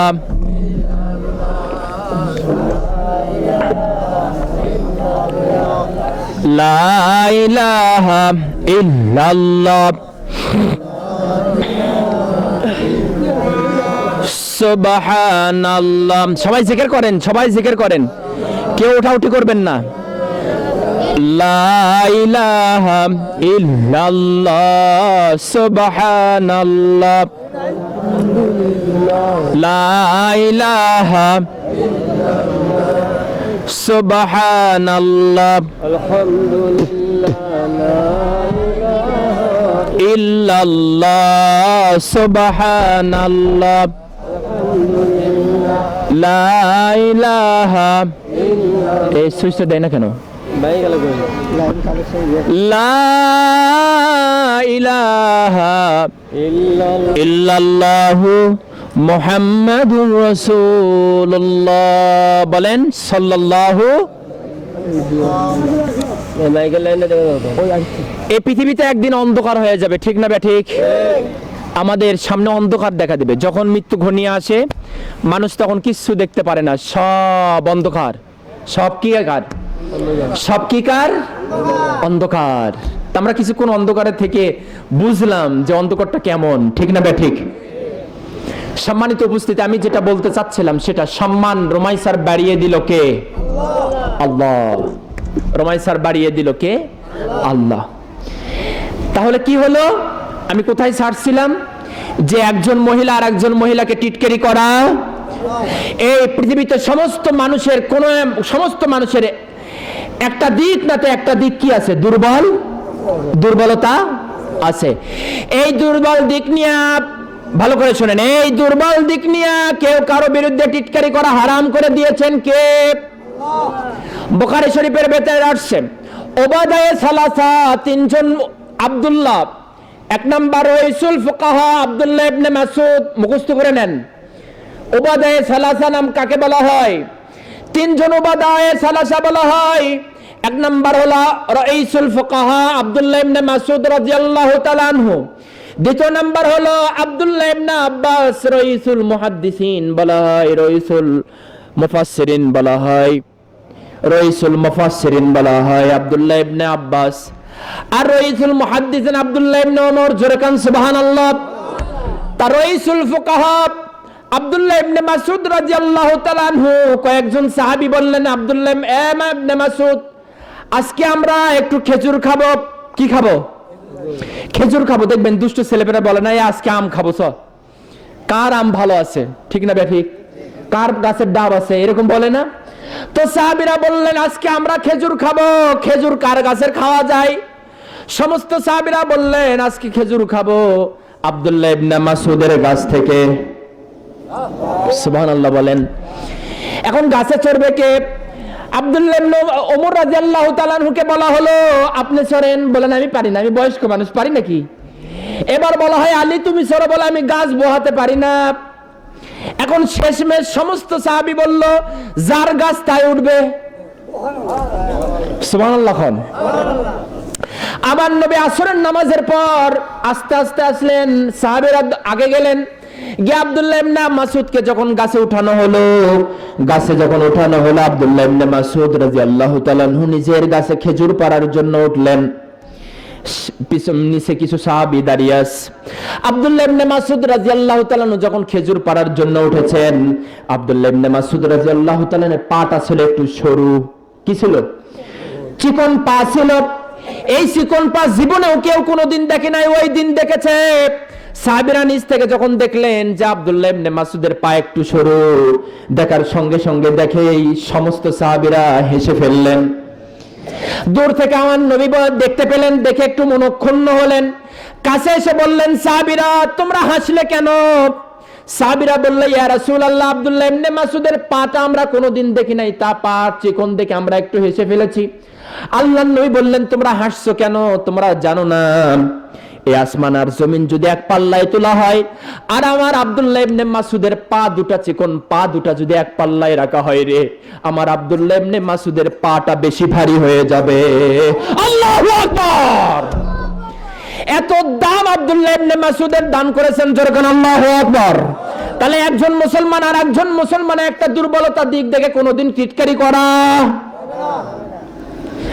আব্দুল্লাহ ইবনে মাসউদের পাকে আল্লাহ পাক এত সম্মান দান করেছিলেন, নবীজি বললেন সাহাবীরা তোমরা হেসো না, হেসো না, খবরদার হাসবে না। আমার আব্দুল্লাহ ইবনে মাসউদের পা দুটা আমার আল্লাহ তাআলা দ্বীনের খেদমতের জন্য, ফকির জন্য রব্বুল আলামিন কবুল করে দিয়েছেন। যেরকম সুবহানাল্লাহ। দেখেছেন দুইজন পা চিকন দেখে সাহাবীরা হেসে ফেলেছে, আল্লাহর নবী অসন্তুষ্ট হলেন। ওই দিন থেকে যতদিন পর্যন্ত সাহাবীরা আব্দুল্লাহ ইবনে মাসউদ কি ছিল, জীবিত ছিল, ততদিন পর্যন্ত আর কেউ আব্দুল্লাহ ইবনে মাসউদের পা দেখে হাসে নাই। যেরকম সুবহানাল্লাহ। শুধু তাই নয়, আব্দুল্লাহ ইবনে মাসউদ যেদিকে যেত, যে রাস্তাতে যেত, যেখানে যেখানে পা পড়েছে ওই জায়গায় সাহাবীরা পা ফেলতো না। আল্লাহু আকবার। এত সম্মান আল্লাহ তাআলা দান করে দিলেন। মহিলা যারা আছেন মেহেরবানি করে একটু চাপিয়ে বসেন, যারা দাঁড়িয়ে আছে তাদেরকে জায়গা করে দেন। সম্মানিত উপস্থিতি, তাহলে আব্দুল্লাহ ইবনে মাসউদের পাটা কবুল করলেন কে? এর জন্য টিটকারি করা, মস্কারি করা, একটা টেরু, মানে একটা চোখে একটু কি, মানে আমরা তাকে কি বলি? টেরু বলে ডাকি। নাউজুবিল্লাহ। আমরা একজন কথা বলতে সমস্যা হয়, তাকে আমরা কি বলি? তুতলা বলে ডাকি। এখানে বলা যাবে না তুতলা বলা। এই আয়াত দ্বারা প্রমাণিত হয় যে এগুলো বলা হারাম। এগুলো বলা কি? একজন মানুষ একটু পা বাঁকা, তাকে আমরা বেঁকা করে বলি, ঠিক না ঠিক? সমাজের মধ্যে এই যে মানুষের একটু দুর্বলতা, এই দুর্বলতার দিক দেখে যারা তাকে ওই নামে ডাকবে, টিটকারি করবে, স্বয়ং আল্লাহর রাসূল তাদের প্রতি লানত ঘোষণা করেছেন। এজন্য আজকের মাহফিলের একটা শিক্ষা হলো, যত দূর পর্যন্ত আওয়াজ যাচ্ছে, মহিলার মা বোনেরা যারা আছেন, পুরুষরা এখানে যারা আছেন, কারো দুর্বলতার দিক নিয়ে তাকে টিটকারি করে ছোট করে ডাকা যাবে না। কে বলেছেন? জোরে বলেন, কে বলেছেন? আল্লাহ বলেছেন এটা করা যাবে। তাহলে রুমাইসা ইসলাম গ্রহণ করেছেন, এটা ছোট মনে করে তালহা তাকে টিটকারি করলো। তালহা এবার দুটো প্রশ্ন করলেন। তালহা বললেন, এ মহিলা, তুমি খাও কি? তোমার এত সাহস হলো কি করে আমার সাথে কথা বলে? এমন সাহস এই মক্কা মদিনায় কারো নাই, আমার সঙ্গে এতক্ষণ পর্যন্ত কথা বলো, তুমি খাও কি? তোমার এত সাহস কি করে হলো? এবার রুমাইসা দীপ্ত কণ্ঠে, উচ্চ কণ্ঠে আওয়াজ তুলে বললেন, আমাদের প্রধান খাদ্য কি তুমি জানো? আশহাদু আল্লা ইলাহা ইল্লাল্লাহু ওয়া আশহাদু আন্না মুহাম্মাদান আবদুহু ওয়া রাসূলুহু। প্রধান খাদ্য কি? রুমাইসার প্রধান খাদ্য হলো লা ইলাহা, খালি লা ইলাহা ইল্লাল্লাহ চলছে কিন্তু, দেখছেন?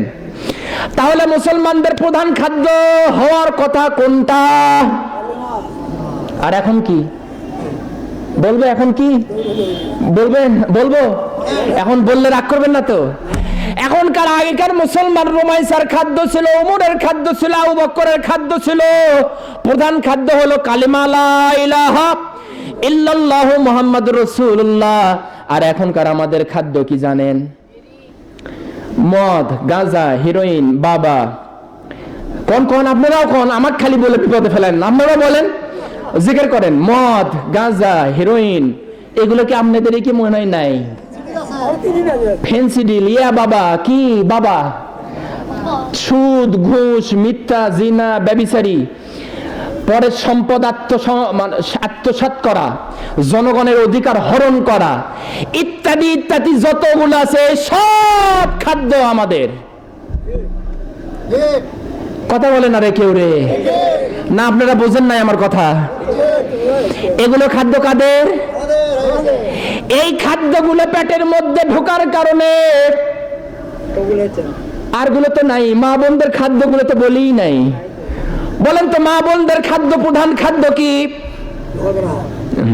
বলতে পারলেন না, আপনারা বোঝেন না। তাহলে ওয়াজ শুনে কি এত শুনেন করেন? আপনার এলাকার লোক তো খুব ওয়াজ শুনে। স্টার জলসা, জি বাংলা। ও এখন মনে হয়েছে না? আপনি যদি সারাদিন খাবার নাও দেন, এই দুটা চ্যালেঞ্জ যদি মা বোনদেরকে দেন, আর খাবার, আমি কি মিথ্যা বললাম? এইটার জন্য ভারতের মা বোনেরা পাগল নয়, আমেরিকার মা বোনেরা পাগল নয়, কানাডার মা বোনেরা পাগল নয়, মায়ানমারের মা বোনেরা পাগল নয়, এমনকি আমাদের চাইতে ছোট্ট দেশ নেপাল, ভুটান মা বোনেরা পাগল নয়, কিন্তু বাংলাদেশি মুসলমানেরা, মা বোনেরা এটার জন্য পাগল। ঠিক না বেঠিক? এমন একটা জিনিস দিয়েছে, এটার জন্য এখন পাগল। পাকিস্তান যেটা আমাদের ভিতর ঢুকাতে পারে নাই, ভারত আমাদের ভিতর সেটা ঢুকাইয়ে দিয়েছে। শিক্ষক বললে ছাত্ররা, বিড়ালকে কে মরিচ খাওয়াতে পারবে? পারে না। মরিচকে খাওয়াতে পারবে? একজন ছাত্র দাঁড়িয়ে বলছে, হুজুর স্যার আমি পারবো। যা পারবে তাদেরকে পরীক্ষায় নাম্বার বেশি দেওয়া হবে। একজন ছাত্র দাঁড়িয়ে গেল, বললেন স্যার আমি পারবো। এখন বিড়ালের কাছে যেই গেছে, মানে মরিচের শাঁট শোনার সাথে সাথে বিড়াল বললো তুই তো পারলি না, আবার কে পারবে? আর একজন দাঁড়িয়েছে, বললো আমি পারবো। ও করেছে কি জানেন? দুধের মধ্যে মরিচ মিশায়া তার ভিতরে একটু চিনি দিয়া বিড়ালের মুখের ভিতর কি করছে, মানে যেই নিয়ে গেছে সাথে সাথে কি করছে না, দৌড় খাইয়ে ফেলাইছে না, খায়। এবার স্যার বলছে, হ্যাঁ তোরা পারবি না আমি জানি, কি করতে হবে জানিস? স্যার এবার করছে কি জানেন? মরিচ আগে কি করছে, ডলছে, ডলিয়ে বিড়ালের পিছনের রাস্তায় মরিচ লাগিয়ে দিয়েছে। এখন বিড়াল এমন চলা চলতেছে, বিড়াল চাটতেছে আর খাচ্ছে, চাটতেছে আর খাচ্ছে আর দৌড় দিচ্ছে, চাটতে আর খাচ্ছে আর দৌড় দিচ্ছে। কথা কি বুঝতে পারছেন? সবাই বুঝতে পারছেন কথা? পাকিস্তানেরা আমাদেরকে উর্দু খাওয়াতে চাইছিল, আমরা বাপা দিয়ে লাত্তি দিয়ে বাড়ি করে দিয়েছি। খাওয়াতে, জোরে বলেন খাওয়াতে। কিন্তু আমাদের বাবা জানেরা, দাদু জানেরা এমন জিনিস দিয়েছে, হিন্দি এমন ভাবে পিছনে দিয়েছে, ওটা খাচ্ছে আর দৌড় দিচ্ছি, খাচ্ছে আর দৌড় দিচ্ছি, খাচ্ছে আর দৌড়। কথা বলেন জোরে, মুসলমান কথা বলে ঠিক না ঠিক? এমন ভাবে দিয়েছে পৃথিবীতে কোন দেশে যে জিনিসগুলোর জন্য, এমনকি যেই দেশে পয়দা হয়েছে, আমি এমন অনেক হিন্দু ফ্রেন্ড আমার আছে, ওদেরকে আমি বলি তুই কি জি বাংলা আর স্টার জলসার কোন নাটক দেখিস? বলছে আমরা জীবনেও এটা দেখি না। আমি নিজে তার প্রমাণ, আমরা এটা দেখি না। কিন্তু মুসলমানের ভিতর এমন এক জিনিস ঢুকে দিয়েছে, এটা না দেখলে ভাত হজম হয় না, এটার জন্য পাগল। বলেন নাউজুবিল্লাহি মিন যালিক। সম্মানিত উপস্থিতি, ওইদিকে যায় না। রুমাইসা বলল আমার খাদ্য প্রধান খাদ্য কি? এখন আবু তালহা বলে এটা কি কোনো খাদ্য হলো? তুমি কি ভাত টাত কিছু খাও না? খাদ্য বলতেছে আমাদের আর একটা খাদ্য আছে, সারাদিন সারা রাত না খেয়ে থাকি। আমরা যখন সন্ধ্যাবেলায় আমি আমার বিশ্ব নবীজির চেহারা যখন দেখি, সারা দিনের খাওয়া সারা রাতের খাদ্য, আল্লাহর নবীকে দেখার সাথে সাথে আমাদের পেট ভরে যায়। সুবহানাল্লাহ খান, পেট আমাদের ভরে যায়। সুবহানাল্লাহ। তাহলে কি করতে হবে? প্রধান খাদ্য এক নাম্বার, মুসলমানের প্রধান এক নাম্বার কি খাদ্য? কালেমা। বলেন লা ইলাহা ইল্লাল্লাহ। এটা জিকির করতে হবে। এটার কি করতে হবে? এক নাম্বার খাদ্য, এটার জিকির। এই অনুযায়ী জীবন যাপন করতে হবে। এই অনুযায়ী যে তালিকা আমি বললাম, যে জিনিসগুলো আমাদের ভিতর খায় আমরা, এগুলো বাদ। খালি সিগারেট আর বেরি চলবে, আর আজিজ বেরি, এছাড়া যা আছে সব বাদ। আজিজ বেরি চলে না, না ওটা আর কেউ খায় না। এখন কি খায়? আচ্ছা বলেন তো, পৃথিবীতে সবচাইতে মূল্যবান কথা কোথায় লেখা থাকে? থ্যাংক ইউ, ভালো করে বুঝেছেন, ওয়াজ যারা বুঝেছেন তারা। সবচাইতে পৃথিবীর মধ্যে মূল্যবান যে কথাটা লেখা থাকে সেটা হলো সিগারেটের টাকাতে। কি লেখা থাকে জানেন? Smoking causes cancer. আর নাম কি করে কয়? ধূমপান ক্যান্সার রোগের উপাদান, ক্যান্সার সৃষ্টি করে। আবার অন্য জায়গায় লেখা থাকে যে ধূমপান স্বাস্থ্যের জন্য ক্ষতিকর। এর চাইতে মহামূল্যবান কথা আর আছে? জোরে বলেন, এর চাইতে মহামূল্যবান কথা আছে? একটা অঙ্গ যদি আপনার কি হয়ে যায়, নষ্ট হয়ে যায়, আর আপনি চলতে পারবেন? একটা অঙ্গের মূল্য কত? একটা অঙ্গের মূল্য কত? মরিস বুখাইলি কি বলেছিল জানেন? মারা গিয়েছে লোকটা মুসলমান হয়ে।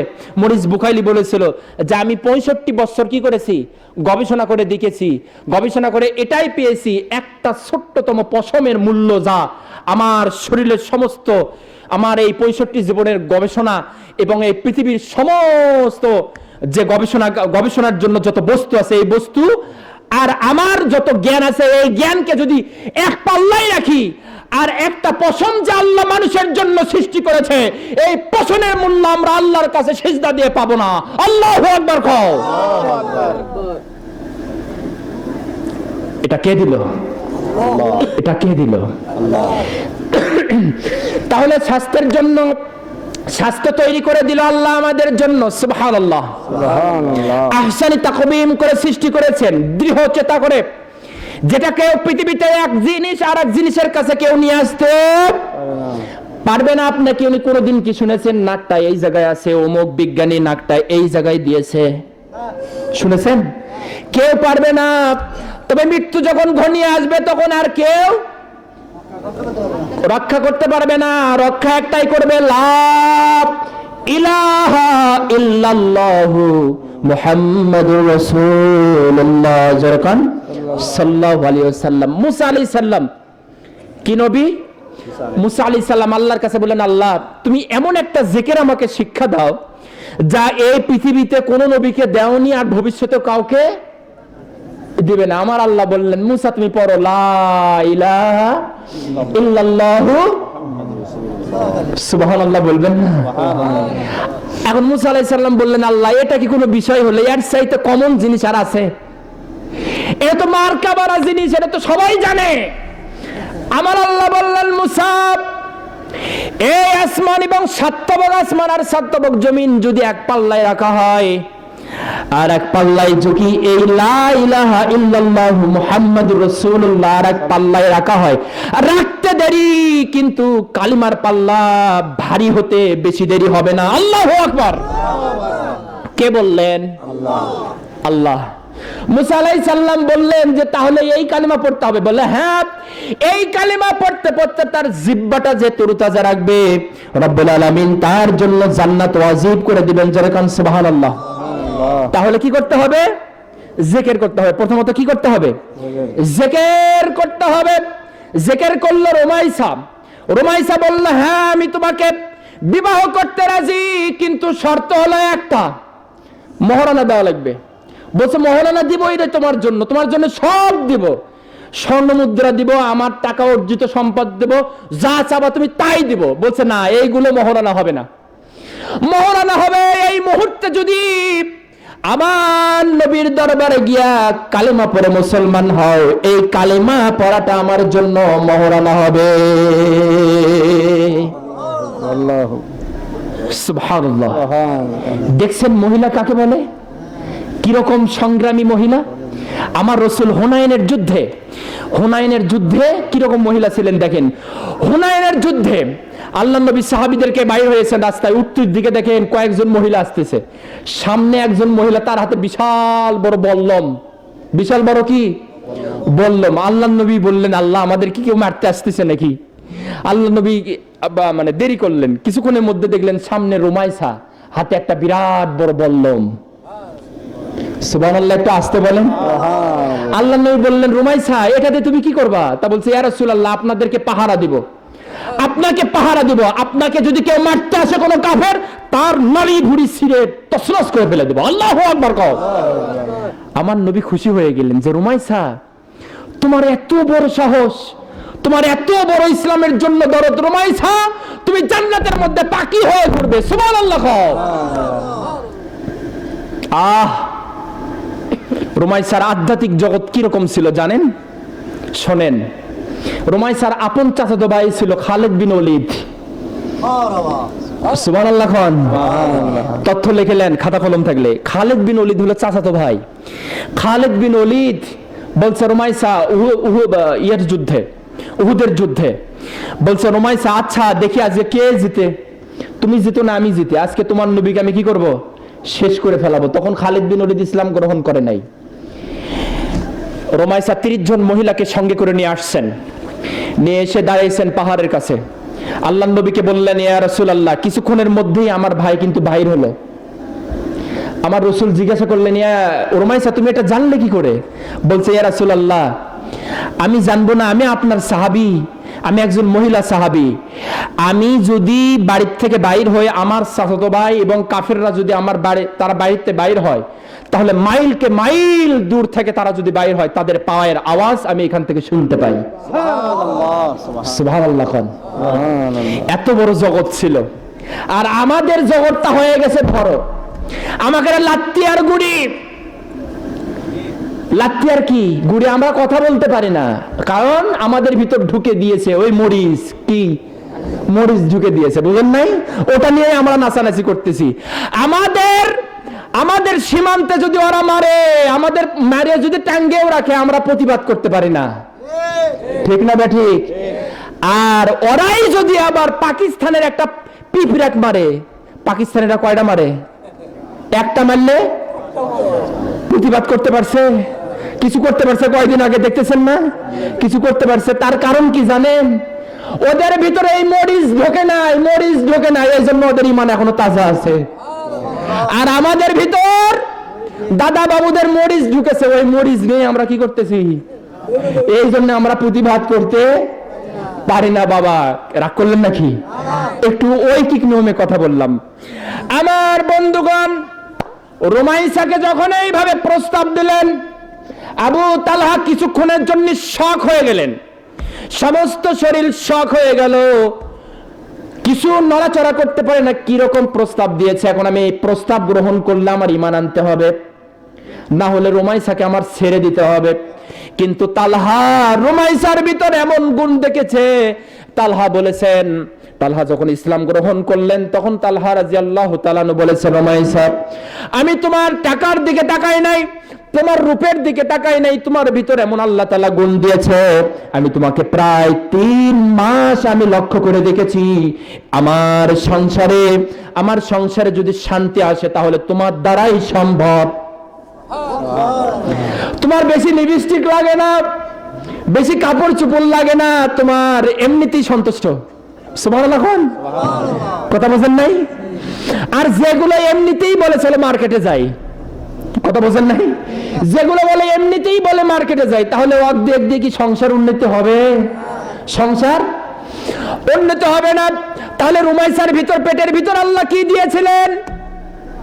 কালেমা দিয়েছেন। আর তালহার ভিতর কি দিয়েছেন? মরিচ।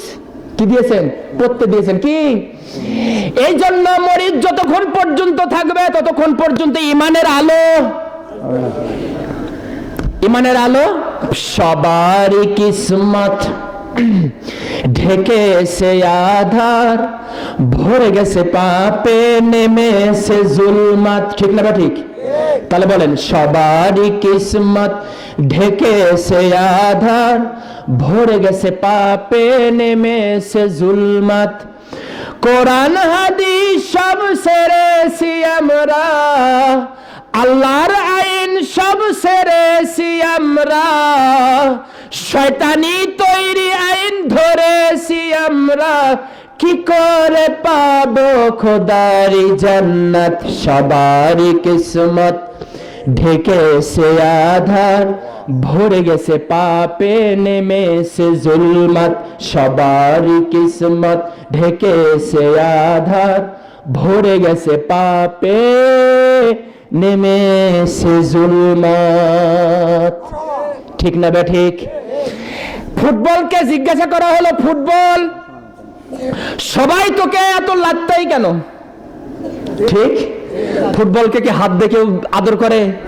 কি দিয়ে আদর করে? পাও দিয়ে আদর করে। ফুটবল উত্তর দেয়, বাহিরের বাতাস ভিতরে আমার ঢুকছে, এই জন্য লাগতাই। কথা বোঝেন নাই?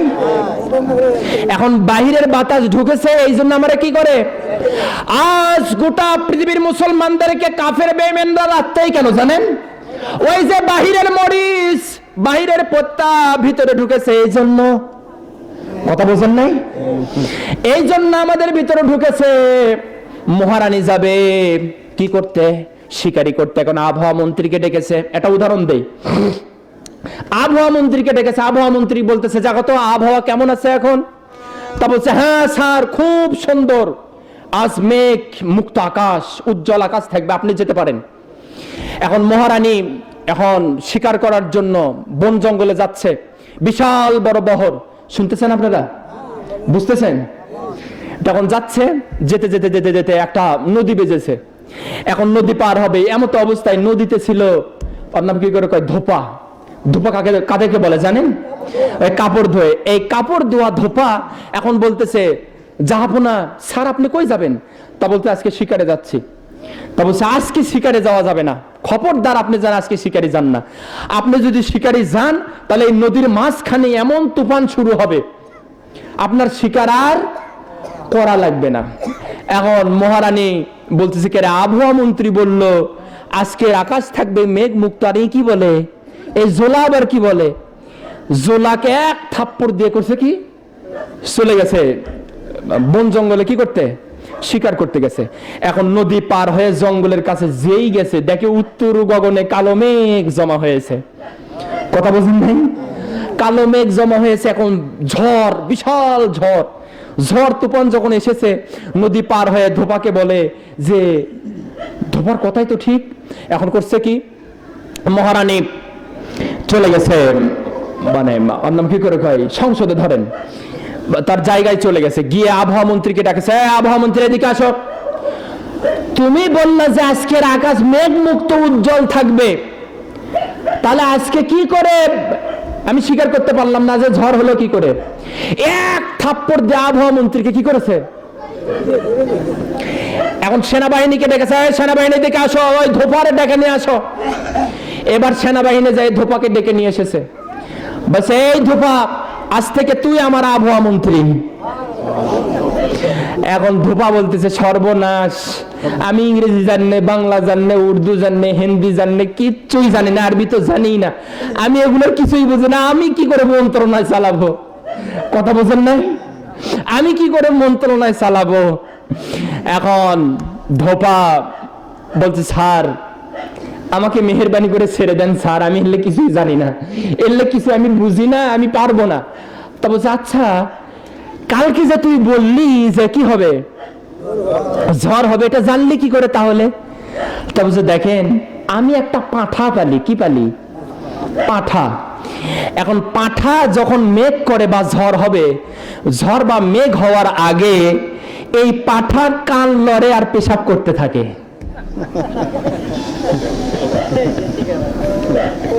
এই কান লড়া আর পেশাব করা দেখে আমি বুঝতে পারি কি ঝড় হবে। এবার মহারানী এক থাপ্পড় দিয়েছে ধোপাক, ধোপাক থাপ্পড় দিয়া ফেলে দিয়ে বলছে এই পাঠাক নিয়ে আয়। এবার পাঠাক বানাছে আবহাওয়া মন্ত্রী। এখন এক এলাকায় যদি একটা পাঠা থাকে, বলেন তো এই এলাকায় কি থাকা যায়? আর কোন এলাকায় যদি 300টা পাঠা থাকে, সেই এলাকায় কি থাকা যায়?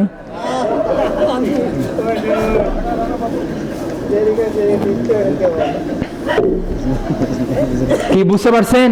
পানি খেয়ে নিলাম। আমার বন্ধুগণ, তাহলে পাটা হলো কি মন্ত্রী? বলেন তো ওই দেশে শান্তি হবে না অশান্তি? গন্ধ হবে না সুগন্ধি হবে না? আপনারাই কিন্তু বলতেছেন, আমি কিন্তু কিছু বলছি না। এই দুর্গন্ধ যদি একটার দ্বারাই হয়, কোন এলাকায় যদি এই পাটা অসংখ্য হয়, বলেন তো সেখানে কি হবে? থাকা যাবে না। ভালো করে বোঝেন। আপনারা কি বুঝতে পেরেছেন কথা? বুঝলে ভালো, না বুঝলে কোল বালিশ নিয়ে শুয়ে থাকো। কথা বোঝেন নাই? আমার বন্ধুগণ, তাহলে এই পাঠা যদি, এই বোকা যদি কি হয়, মন্ত্রী হয়, আমাদের কপালটাও মুসলমানদের তাই হয়েছে। বাইরের জিনিস ভিতরে ঢোকার কারণে পাঠার মতন আমরা হয়ে গিয়েছি। আমাদের ভিতর থেকে দুর্গন্ধ হয়। প্রথম বিশ্বযুদ্ধ কে করলো? দ্বিতীয় বিশ্বযুদ্ধ কে করলো? তৃতীয় বিশ্বযুদ্ধ কে করলো? এখন পর্যন্ত যুদ্ধ করে মানুষজনকে কারা মারলো? ইহুদি এবং খ্রিস্টানরা। মুসলমান বলেন ঠিক না বেঠিক? কিন্তু সন্ত্রাসী হলো কারা? বলেন। মুসলমানেরা সন্ত্রাসী হলো। প্রথম বিশ্বযুদ্ধে লক্ষ লক্ষ মানুষকে হত্যা করেছে আমেরিকা এবং তার মদতপুষ্ট ইহুদি খ্রিস্টানরা। চাইনারা মাও সেতুং তার নীতিকে প্রতিষ্ঠিত করার জন্য হাজার হাজার লক্ষ লক্ষ মানুষকে ওরা হত্যা করেছে। স্ট্যালিন হত্যা করেছে, লেনিন হত্যা করেছে, সবাই এভাবে তাদের মতবাদকে প্রতিষ্ঠিত করার জন্য হত্যা করেছে। কিন্তু একমাত্র মতবাদ যেটা প্রতিষ্ঠিত হয়েছে কোনো রক্তপাতহীন, সেটাই হলো ইসলাম। যেরকম সুবহানাল্লাহ। আজ ইসলামকে, আসল জিনিসকে নকল বানানোর জন্য কাফের বেঈমানরা একদল মুসলমানকে বেচে নিয়েছে, এরা বিক্রি হয়ে গেছে। ঠিক না বেঠিক? এটা হয়েছে একটাই মাত্র কারণ, সেটা হলো বাইরের বাতাস ভিতরে ঢোকার কারণে। চলেন এখন যাই আমরা তালহার কাছে। তালহা বলল আমি কিছুক্ষণ একটু পরে আর তোমাকে বলছি। কিছুক্ষণ না যেতেই তালহা বলে উঠলো, রুমাইসা আমি তোমার হাতে, তোমার নবীর হাতে ইসলাম গ্রহণ করতে চাই। আল্লাহু আকবার কোন। তাও তোমাকে আমি পেতে চাই। সুবহানাল্লাহ। তাও তোমাকে আমি পেতে চাই। নাসাই শরীফের ভিতর আসছে, রুমাইসা যখন এইভাবে শর্ত দিল, শর্ত বলল তাহলে, বলল আচ্ছা ঠিক আছে, আগামীকাল সকালবেলা তুমি আসবে, আমি তোমাকে নিয়ে রাসূলের দরবারে যাব। সুবহানাল্লাহ কোন। সকালবেলা হয়ে গেল। সকালবেলা উঠে তালহা চলে আসলো। তালহা এসে বলতেছে এখন আমার কি করতে হবে? বলতে তোমাকে আগে ওযু শিখতে হবে। ওযু আগে শিখো। ওযুর ফরজ কয়টি? সবাই জানেন? সবাই? আমি জিজ্ঞাসা করলাম ওযুর ফরজ কয়টি? পারে না। আপনি জিজ্ঞাসা করেন 100%-এর মধ্যে 85% মুসলমান ভুল উত্তর দেবে। ওযুর ফরজ জানাজার নামাজের নিয়ত, জানে না। এরা জানাজার নামাজের সময় বিশাল বড় টেকা আলা মনে করেন, বিশাল বড় জানাজার নামাজের সময় বলে, হুজুর একটু জানাজার নামাজের নিয়তটা বলে দেন। আপনার এদিকে কি বলে? আপনার এদিকে কি বলে? বলে। এরকম মুসলমান আছে না? জানাজার নামাজের নিয়ত বলে দেন। জানাজার নামাজের নিয়ত যদি ইমাম সাহেবের বলতে হয়, তাহলে জানাজার নামাজের মধ্যে যে দোয়াগুলো বলতে হয় ওগুলো কে বলে দেবে? হ্যাঁ, কথা বলেন নাই? তাহলে এই লোকের জানাজা দিয়ে কি যে মারা গেছে তার কোনো উপকার হবে না? আযাব হবে আরো। যেই সমস্ত লোক বলবে জানাজার নামাজের নিয়ত বলেন, বলবেন তুই জানাজার নামাজে পড়ার দরকার নাই, বের হ। একজন মুসলমান হয়ে জানাজার নামাজের নিয়ত যদি শিক্ষা গ্রহণ করতে হয়, তাহলে তুমি মরার সময় কি বলবা? আমি কি ভুল বললাম? কি রাগ করলেন? তাহলে হ্যাঁ হ্যাঁ আপনারা বলেন, পিছনে যারা আছেন তারাও বলেন, জানাজার নামাজের নিয়ত জানে না, আর কেউ এর দ্বারা কি কোনো উপকার হবে? সাফ কথা। আমি ইমামতি নিয়েছি আমার মসজিদে, এই যার নাম কি করে কয়, মুন্নু ডাক্তারের মসজিদে, এই যে মাজার মসজিদ আছে না কর্ণপুর, মাজার, ওখানে নামাজের নিয়তে আমি হচ্ছে 5টা শর্ত আমাকে ইমামতি নিতে গেলে। তার প্রথম নাম্বার শর্ত হলো আমি কোনো জানাজার নামাজের আগে নিয়ত বলতে পারবো না। কি শর্ত ঠিক আছে না ভুল? জানাজার নামাজের নিয়ত বাবা, জানাজার নামাজের নিয়ত মরার আগে শিখতে হবে। জানাজার নামাজের নিয়তের মানে জানাজার নামাজের নিয়ত জানাজার নামাজের সময় জীবনে কিয়ামত পর্যন্ত বললো, বাংলা দিয়ে বললেও পড়তে জীবনেও পারবেন না আপনি। এর সাইতে কপাল পোড়া মুসলমান, এর সাইতে ধ্বজভঙ্গ মুসলমান পৃথিবীতে আর নাই। আপনারা যারা সৌদি আরবে থেকেছেন, কোনদিন দেখেছেন কোন জানাজার নামাজের সময় কোন মুসল্লি উঠে বলেছে যে আমাকে জানাজার নামাজের নিয়ত বলে দেন হুজুর? যারা সৌদি আরবে থেকেছেন জীবনে শুনেছেন? কোন কি শুনেছেন কোনদিন কোন মুসলমান কোন দেশে? এটা কোন মুসলমানের দেশে নাই, একমাত্র দেশ বাংলাদেশে এই নিয়মটা আছে। কথা বলেন না কেন? এই নিয়মটা কেরে বাবা তুমি জানাজার নামাজের, আমি বলেছি জানাজা হওয়ার আগেই এই মসজিদে আপনারা জানাজার নামাজের নিয়তটা শিখে নেন, সেটাই ভালো হবে। কিন্তু জানাজার নামাজের সময় গিয়ে বলবেন হুজুর জানাজার নামাজের নিয়ত বলে দেন, আমি অপারগ হয়ে গেলাম মাজুর, আমি জানাজার নামাজের নিয়ত জানি না, বলতে পারবো? এখন সভাপতি বলে হ্যাঁ হুজুর ঠিক কথা বলেছেন। আমি বললাম আমি যেহেতু থাকি না, সানি ইমাম এখানে আছে, তার কাছ থেকে আপনারা শিক্ষা গ্রহণ করবেন। বুড়া যারা আছেন তারাও শিখবেন। তার কারণে এক হাত বৃদ্ধ হওয়া মানে আপনি চলতে পারে, তার মানে এক পা আপনার কোথায় গেছে? কবরে গিয়েছে। এখনো জানাজার নামাজ যদি না শেখেন তাহলে কে কবরের মধ্যে যখন আপনাকে রাখবে তখন যে আপনাকে প্রশ্ন করবে কয়টি? মান রব্বুকা, এর উত্তর কি বলেন? আল্লাহ। মান রব্বুকা মান দীনুকা, মান দীনুকা মানে কি? তোমার দিন ধর্ম কি জানেন?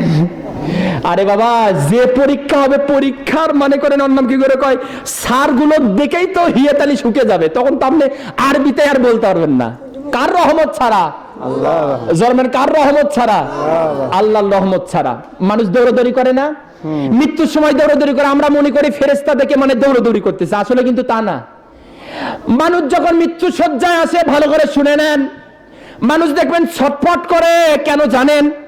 ছটফট করে এই জন্য তার আমলনামা ফেরেশতা তার সামনে তুলে ধরা হয়, তার গুনাহগুলো তুলে ধরা হয়, তার সওয়াবগুলো তুলে ধরা হয়।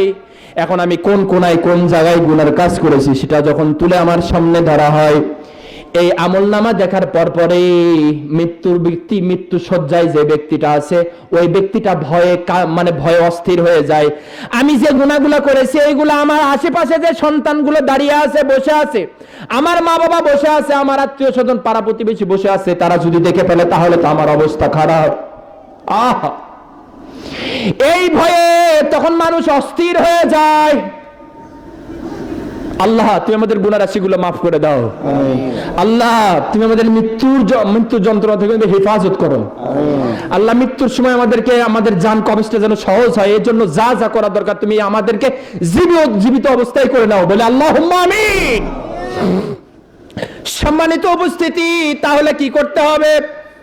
মারা যাওয়ার আগেই মারা যাওয়ার প্রস্তুতি নিতে, কোন ধরনের উল্টাপাল্টা করা যাবে না।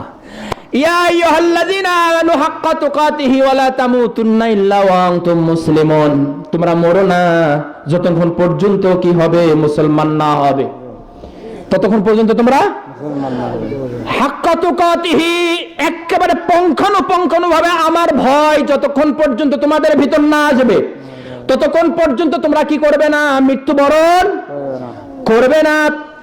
এবার তালহা এসেছে, বললো ওযু করো, ওযু শিক্ষা দেওয়া হলো, ওযু করা হলো। বললো ওযু দিয়ে শুধু হবে না, তোমাকে গোসল করতে হবে। কি করতে হবে? গোসল করতে হবে। রুমাইসা বললেন যে তোমাকে গোসল করার লাগবে। রুমাইসা নিজেই গোসলের পানি দিয়ে গোসল করে দিলেন। এখন গোসলের ফরজ কয়টি?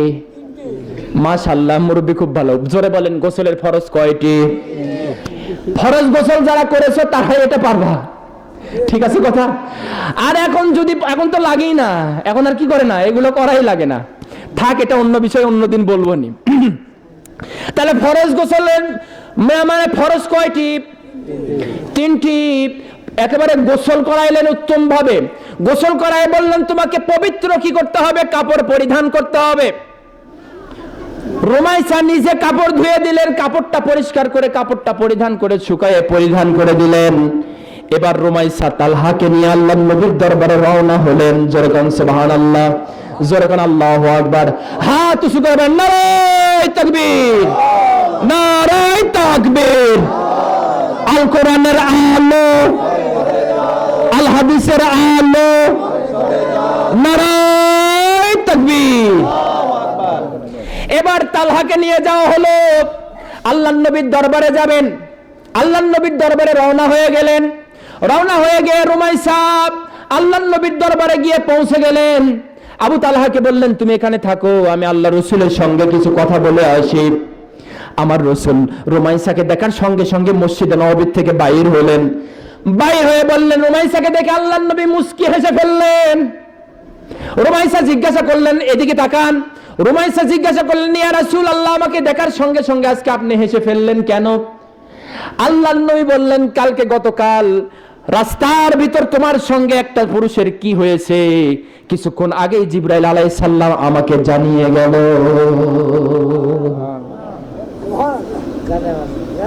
আল্লাহ বলেন, আল্লাহ। আমার রসুলের সাথে আল্লাহর কি সম্পর্ক ছিল, সাহাবীদের সঙ্গে আল্লাহর কি সম্পর্ক ছিল, দেখেন কি সুন্দর কথা। আমার রসুল বললেন যে তোমার সঙ্গে কি হয়েছে না হয়েছে সব আমি জানি।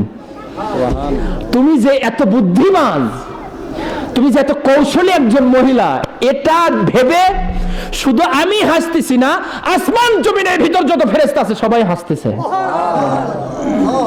রুমাইসা, তোমার প্রতি আমার আল্লাহ সন্তুষ্ট হয়ে গেছে। সুবহানাল্লাহ। তাহলে একটা মহিলা একটা সমাজ পরিবর্তন করতে পারে, একটা মহিলা একটা স্বামীকে ভালো করতে পারে, একটা মহিলা 10 জন ছেলেকে কি করতে পারে, আবার একটা মহিলা 1000 ছেলেকে নষ্ট করে ফেলতে পারে। কথা বলেন ঠিক না বে ঠিক? তাহলে রুমাইসা কি বাতি জ্বালিয়ে দিলেন, কি আলো জ্বালিয়ে দিলেন, কি তার ইচ্ছা করতে পারলে তো তখনই শেষ করে ফেলতো। কিন্তু রুমাইসা সাহস নিয়ে দাঁড়িয়ে গেলেন তালহার সামনে। তালহা, তোমার যত বড় চেহারা হোক না কেন, তোমার যত বড় টাকা হোক না কেন, আমার কালিমার কাছে তোমার টাকা, তোমার চেহারার চারানা পয়সারও দাম নাই। এই জন্য রুমাইসার কি হয়ে গেল, বিজয় হয়ে গেল। আল্লাহর নবী বললেন, রুমাইসা তুমি কই গেলা, তোমার সঙ্গী কই? বললেন, ইয়া রাসূলুল্লাহ, আপনি সেটাও জেনে ফেলেছেন? বললে, হ্যাঁ আমি জেনে ফেলেছি। তালহা কই? বললেন, ইয়া রাসূলুল্লাহ, তালহা একটু আড়ালে আছে, আসতে লজ্জা পাচ্ছে। আল্লাহর নবী বললেন, রুমাইসা তুমি তাকে গোসল করাইছো, তুমি তাকে ওযু করাইছো, তুমি তাকে সুন্দর করে নিয়ে এসেছো, এখন আমি তুমি তাকে মুসলমান করাইবো। মুসলমান করানোটাই তুমি মহরণা নির্ধারিত করেছো। আমার আল্লাহ এতে খুশি হয়ে গেছেন। যেরকম সুবহানাল্লাহ। রুমাইসা ইচ্ছা করতে পারলে 50টি স্বর্ণ মুদ্রা নিতে পারতেন, ইচ্ছা করতে পারলে তার টাকা নিতে পারতেন, তার সম্পদ নিতে পারতেন, তার কি নিতে পারতেন, ইচ্ছা করতে পারলে তার যে অর্জিত কাঠ মিস্ত্রি কাঠগুলো আছে এগুলো নিতে পারতেন, ঠিক না ঠিক? কিন্তু রুমাইসা সব বাদ দিয়ে কি পছন্দ করলেন? কালিমা। বলেন কি পছন্দ করলেন? কালিমা পড়া। রুমাইসা বললেন, ইয়া রাসূলুল্লাহ, এই পৃথিবীর জাগতিক সব সম্পদ যদি আমাকে দেওয়া হয় আমি তাতে রাজি হব না, কিন্তু আবু তালহা যদি আজকে ইসলাম গ্রহণ করে, ইসলাম গ্রহণ করাটাই আমার কাছে সবচেয়ে বড় মূল্যবান। আল্লাহু আকবার। রুমাইসা বলল, ইয়া রাসূলুল্লাহ, তালহাকে ডেকে নিয়ে আস। রুমাইসা গিয়ে তালহাকে দেখতে গিয়েছেন। তালহা গাছের আড়ালে দাঁড়িয়ে আছে, চোখ দিয়ে ধর করে পানি পড়তেছে। রুমাইসা জিজ্ঞাসা করলেন, তালহা তুমি কাঁদো কেন? তালহা বললেন, রুমাইসা আমি বড় বেয়াদবি করে ফেলেছি। কি মানুষকে দেখলাম, আমি তো আল্লাহ রসুলকে কোনোদিন সচক্ষে দেখি নাই। আমি আজকে দেখতে পারলাম এত সুন্দর কি মানুষ হয়, এত সুন্দর কি মানুষ হয়, এত সুন্দর চেহারা কি আল্লাহ দান করেছেন, আমি তো আগে দেখি নাই।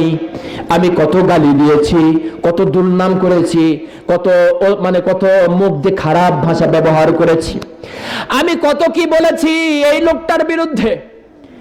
আমি তো তোমার কারণে এখানে আসতে পারলাম, আমি নিজেকে ধন্য মনে করতেছি। রুমাইসা, কালিমা পড়ার আগে আমাকে একটু সুযোগ দাও, আমি আল্লাহ রসুলের চেহারাটা ভালো করে দেখি। ওয়ামা আরসালনাকা ইল্লা রাহমাতাল লিল আলামিন। জোরে করেন, ওয়ামা আরসালনাকা ইল্লা রাহমাতাল লিল আলামিন। আমার আল্লাহ এত রহমত দান করেছেন আল্লাহ রসুলের চেহারার ভিতর। আবু জেহেল কি বলে জানেন? আবু জেহেল সবচাইতে বড় শত্রু কার? আল্লাহ রসুলের। আবু জেহেল বলতেছে, আমার ভাতিজার সবকিছুই না দেখি, কিন্তু সকাল সন্ধ্যা যদি আমার ভাতিজার চেহারা না দেখি তাহলে আমার ভাত হজম হয় না। সুবহানাল্লাহ বলবেন না? দেখেন কি বড় কাফের, কি বলতেছে, বলতেছে আমি সকাল সন্ধ্যা যদি আমি রসুলের, আমার ভাতিজার মুহাম্মদ সাল্লাল্লাহু আলাইহি সাল্লামের চেহারা যদি না দেখি তাহলে আমার ভাত হজম। এখন ওই যেমনি মুগিরা বলে, কি ব্যাপার স্যার, আপনি হলো আমাদের প্রধানমন্ত্রী, আপনিই যদি কি করেন কোরআনের পক্ষে থাকেন তাহলে আমাদের গদি আর বসাই। চুপ কর, এত বেশি কথা বলিস, কে আমার চেয়ে বেশি বুঝিস? তুই জানিস, তুই ভালো করে দেখিস তো একদিন আমার ভাতিজার চেহারার দিকে, দেখবি তুই এমনিতে তুই তার কি হয়ে যাবি, ভক্ত হয়ে যাবি। সুবহানাল্লাহ। আমার রসুলের চেহারার ভিতর এত নূর আল্লাহ দিয়েছিলেন যে একবার যে কেউ যদি দেখে সঙ্গে সঙ্গে তার ফ্যান হয়ে যায়, ভক্ত হয়ে যায়। সুবহানাল্লাহ। তালহা কাঁদে, দুই চোখ দিয়ে পানি পড়ে দর দর করে। এই পানি থামানোর আর কোনো বুদ্ধি তার কারণ কি? তার উপর ইমানের একটা প্রভাব পড়েছে। সুবহানাল্লাহ। এই ইমানের প্রভাব যখন পড়েছে তখন তালহা এই জাগতিক সব কিছু ভুলে গিয়ে আমার রসুলের চেহারার দিকে তাকিয়ে আছে। অনেক সময় হয়ে যায় কিন্তু তালহাকে নিয়ে রুমাইসা আর আসে না। আমার রসুল বললেন, রুমাইসা কই, তোমার তালহা কই? বলছে, ইয়া রাসূলুল্লাহ আসে না। আমার রসুল আগিয়ে আসলেন, আগিয়ে এসে তালহা জোরে দৌড় দিয়েছেন, দিয়ে আল্লাহু আকবার বলে গিয়ে আল্লাহ রসুলের পায়ের উপর পড়ে গিয়েছেন। আল্লাহু আকবার। আমার রসুলের পায়ের উপর যখন পড়ে গিয়েছেন সঙ্গে সঙ্গে আল্লাহ রাব্বুল আলামিন তালহার মনের ভিতরে একটা পরিবর্তন দিয়ে দিয়েছেন। দেওয়ার সাথে সাথে আল্লাহর নবী বললেন, তালহা তুমি দাঁড়িয়ে যাও, তোমার কোনো চিন্তা নাই, তোমার বিবাহ অবশ্যই আল্লাহ তাআলা রুমাইসার সঙ্গেই লিখে রেখেছেন। সুবহানাল্লাহ। ইয়া রাসূলুল্লাহ, আমি রুমাইসার জন্য কাঁদি না, আমি কাঁদি আমার অতীতের জন্য। আপনাকে অনেক কাফেররা খারাপ বলেছে, আমি তাদের সঙ্গে ঘোরাফেরা করেছি, তাদের সঙ্গে কাজ করেছি, তাদের সঙ্গে উঠা বসা করেছি, তাদের সঙ্গে আমি চলাচল করেছি। একবারও আপনাকে আমি দেখতে আসি নাই, দেখি নাই, কিন্তু আপনার চেহারা দেখে আমি মুগ্ধ হয়ে গেছি। ইয়া রাসূলুল্লাহ, আমাকে ক্ষমা করে দেন, আমি এই মুহূর্তে কালিমা পড়তে চাই। রুমাইসাকে বলল, রুমাইসা তুমি প্রস্তুত হয়ে যাও। রুমাইসা বলল, ইয়া রাসূলুল্লাহ, আমি সব সময় প্রস্তুত। লাব্বাইক ইয়া আল্লাহ, আমি সব সময় প্রস্তুত। আল্লাহর নবী বললেন যে তাহলে কালিমা পড়ো। এবার কি করা হলো? বললেন, এ আবু তালহা তুমি আমার সঙ্গে পড়ো, লা ইলাহা ইল্লাল্লাহু মুহাম্মাদুর রাসূলুল্লাহ সাল্লাল্লাহু কাঠ মিস্ত্রি ইসলাম গ্রহণ করলো। কি মিস্ত্রি? কাঠ মিস্ত্রি। কাঠ যারা কাটেন, যারা মানে কাঠ যারা মানে কাটেন, কাঠ মিস্ত্রি যারা, তারা আপনারা মন খারাপ করেন না। তালহাও কাঠ মিস্ত্রি ছিল। তালহা রাদিয়াল্লাহু তাআলা আনহু কাঠ মিস্ত্রি ছিল। যদি তালহার মতন জীবন যাপন করেন, আপনিও তালহার মতন তালহার সাথে আপনিও কি করবেন? জান্নাতে যাবেন। সুবহানাল্লাহ। কিন্তু কাজ করতে হবে কার মতন? তালহার মতন। এখন আমি কাঠ মিস্ত্রি হয়েছি বলেই তালহার সঙ্গে যাব তা কিন্তু হবে না। কাজ করা লাগবে তালহার মতন। আজান পড়েছে, কাজ অফ। কাকে সিজদা দেব? আল্লাহকে। সাথে সাথে যেখানে থাকি না কেন, যে অবস্থায় থাকি না কেন, কারে সিজদা দেব? আল্লাহরে দেব। এটা কার আদর্শ? আল্লাহর নবীর আদর্শ। কার আদর্শ? সাহাবী তালহাদের আদর্শ। সুবহানাল্লাহ। আজান হয়েছে, নামাজ পড়ো। এখন তালহার উপর সমস্ত বিধান কি হয়ে গেল? নাজিল হয়ে গেল। এখন তালহা ইসলাম গ্রহণ করলো। রুমাইসাকে কি নিলেন? বাম পাশে নিলেন। তালহাকে ডান পাশে নিলেন। নিয়ে বললেন, তোমরা দুইজন আজ থেকে কি হয়ে যাবে? স্ত্রী হয়ে গেলে। এইভাবে কি হলো? কালেমা পড়লো। সাহাবীরা, আল্লাহ রাসূল নিজে খেজুর কি করলেন? ছিটিয়ে দিলেন সাহাবীদের মাঝে। নিজেই ছিটিয়ে দিয়েছিলেন। একজন সাহাবীর বিবাহতে আল্লাহর নবী কি করেছিলেন? খেজুর ছিটিয়েছিলেন। তো একজন নবী, একজন সাহাবী, সেটা হলো তালহার বিবাহের সময় যেরকম সুবহানাল্লাহ খেজুর ছিটিয়ে দেওয়া সুন্নাত। আর আমরা বাতে শাদি কি দিই? মিষ্টি মুখ করি। কিন্তু খেজুর দেওয়া কি সুন্নাত। বিবাহ অনুষ্ঠানে খেজুর ছিটিয়ে দেওয়া কি সুন্নাতে নববী সাল্লাল্লাহু আলাইহি ওয়াসাল্লাম। সুন্নাতেই সুন্নাত পালন করলেন। খেজুর বিছিয়ে ছিটিয়ে দিলেন। যখন ছিটিয়ে দিলেন, তালহাকে নিলেন, তালহাকে চুমা দিলেন। আল্লাহর নবী চুমা দিয়েছিলেন। তালহা রাদিয়াল্লাহু তাআলা আনহু বলেন, আমার মৃত্যু পর্যন্ত আমার কোনো আতর লাগে নাই। বিবাহের সময় আমার কপালে আমার রাসূল যে চুমাটা দিয়েছে, এখান থেকে মৃত্যু পর্যন্ত আমার সুঘ্রাণ বাইর হয়েছে, জান্নাতি সুঘ্রাণ। এত সুঘ্রাণ। যারা সৌদি গিয়েছেন, যারা ওখানে সালাম দিয়েছেন, ওখানে একটা সুঘ্রাণ বাহির হয়, ঠিক না হাজী সাহেব? ওই সুঘ্রাণ যদি একবার কেউ শোনে, তার দুনিয়াদারি সব ভুলে যায়। দুনিয়াদারি কি হয়ে যায়? এখানে পা দেওয়ার সাথে সাথেই আপনার বাড়ির সংসারে সব কিছু কি হয়ে যায়? ভুলে যায়। হজের সমস্ত আনুষ্ঠানিকতা শেষ। আল্লাহ যেহেতু সংসার করতে বলেছেন, সংসারে অটোমেটিক্যাল একটা সংসারের মহব্বত সৃষ্টি হয়ে যায়। এই মহব্বত যদি সৃষ্টি না হতো, কোনো হাজী মক্কা মদিনা থেকে আসতো না, ঠিক না? ঠিক। এত ভালোবাসা আল্লাহ ওখানে সৃষ্টি করে দিয়েছেন। আল্লাহ মৃত্যুর আগে একবার হলেও ওই জায়গায় গিয়ে আমার রাসূলের দরবারে গিয়ে একবার সালাম দেওয়ার তৌফিক দিও বলে আল্লাহুম্মা আমিন। জোরে বলেন আল্লাহুম্মা আমিন। এখন রুমাইসা আর তালহা সংসার করে। সংসার করতে করতে আল্লাহ পাক একটা সন্তান দান করে। নাম হলো ওমায়ের। নাম কি? ওমায়ের। এই যে আমরা এই যে আলিম ক্লাসে পড়েছি, আল্লাহ রাসূল এই ওমায়েরকে নিয়ে খুব কৌতুক করতেন। ওমায়ের একটা লাল পাখি ছিল। এই পাখি নিয়ে খেলা করত। আমার রাসূল বলতেন যে তোমার এই নুগায়ের ওমায়ের মা ফাআলা নুগাইরু, তুমি হে ওমায়ের তোমার লাল পাখিটা কই? এইভাবে কি করতেন? কৌতুক করতেন। এই ওমায়ের যখন বড় হয়ে গেল, যখন ও একটু বুদ্ধি হলো, তো ওমায়ের যখন আসলো তার কোলে, ওমায়ের একদিন হঠাৎ করে ওমায়ের অসুস্থ হয়ে পড়ে। কি হয়ে পড়ে? অসুস্থ হয়ে পড়ে। অসুস্থ হয়ে পড়লো একটা নাই ঘরের সন্তান। অসুস্থ হয়ে পড়লো। অসুস্থ হয়ে পড়লো। বুখারী শরীফের ভিতর একটা অধ্যায় তৈরি করেছেন ইমাম বুখারী রাহমাতুল্লাহ আলাইহি।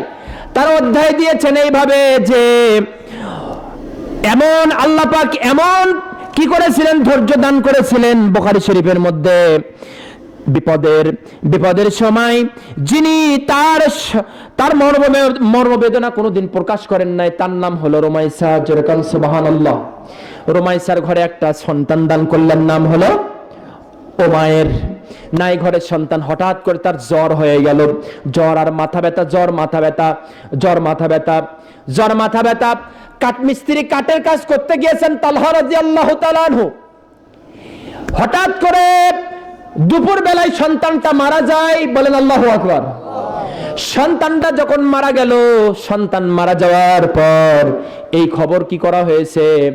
রুমাইসা আল্লাহর নবীকে না দিয়ে কাউকে না জানায়া সন্তানকে উত্তম রূপে গোসল করাইছেন, উত্তম রূপে গোসল করাইছেন।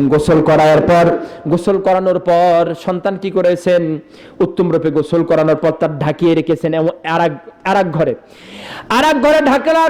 ঢাকিয়ে রাখা হলো।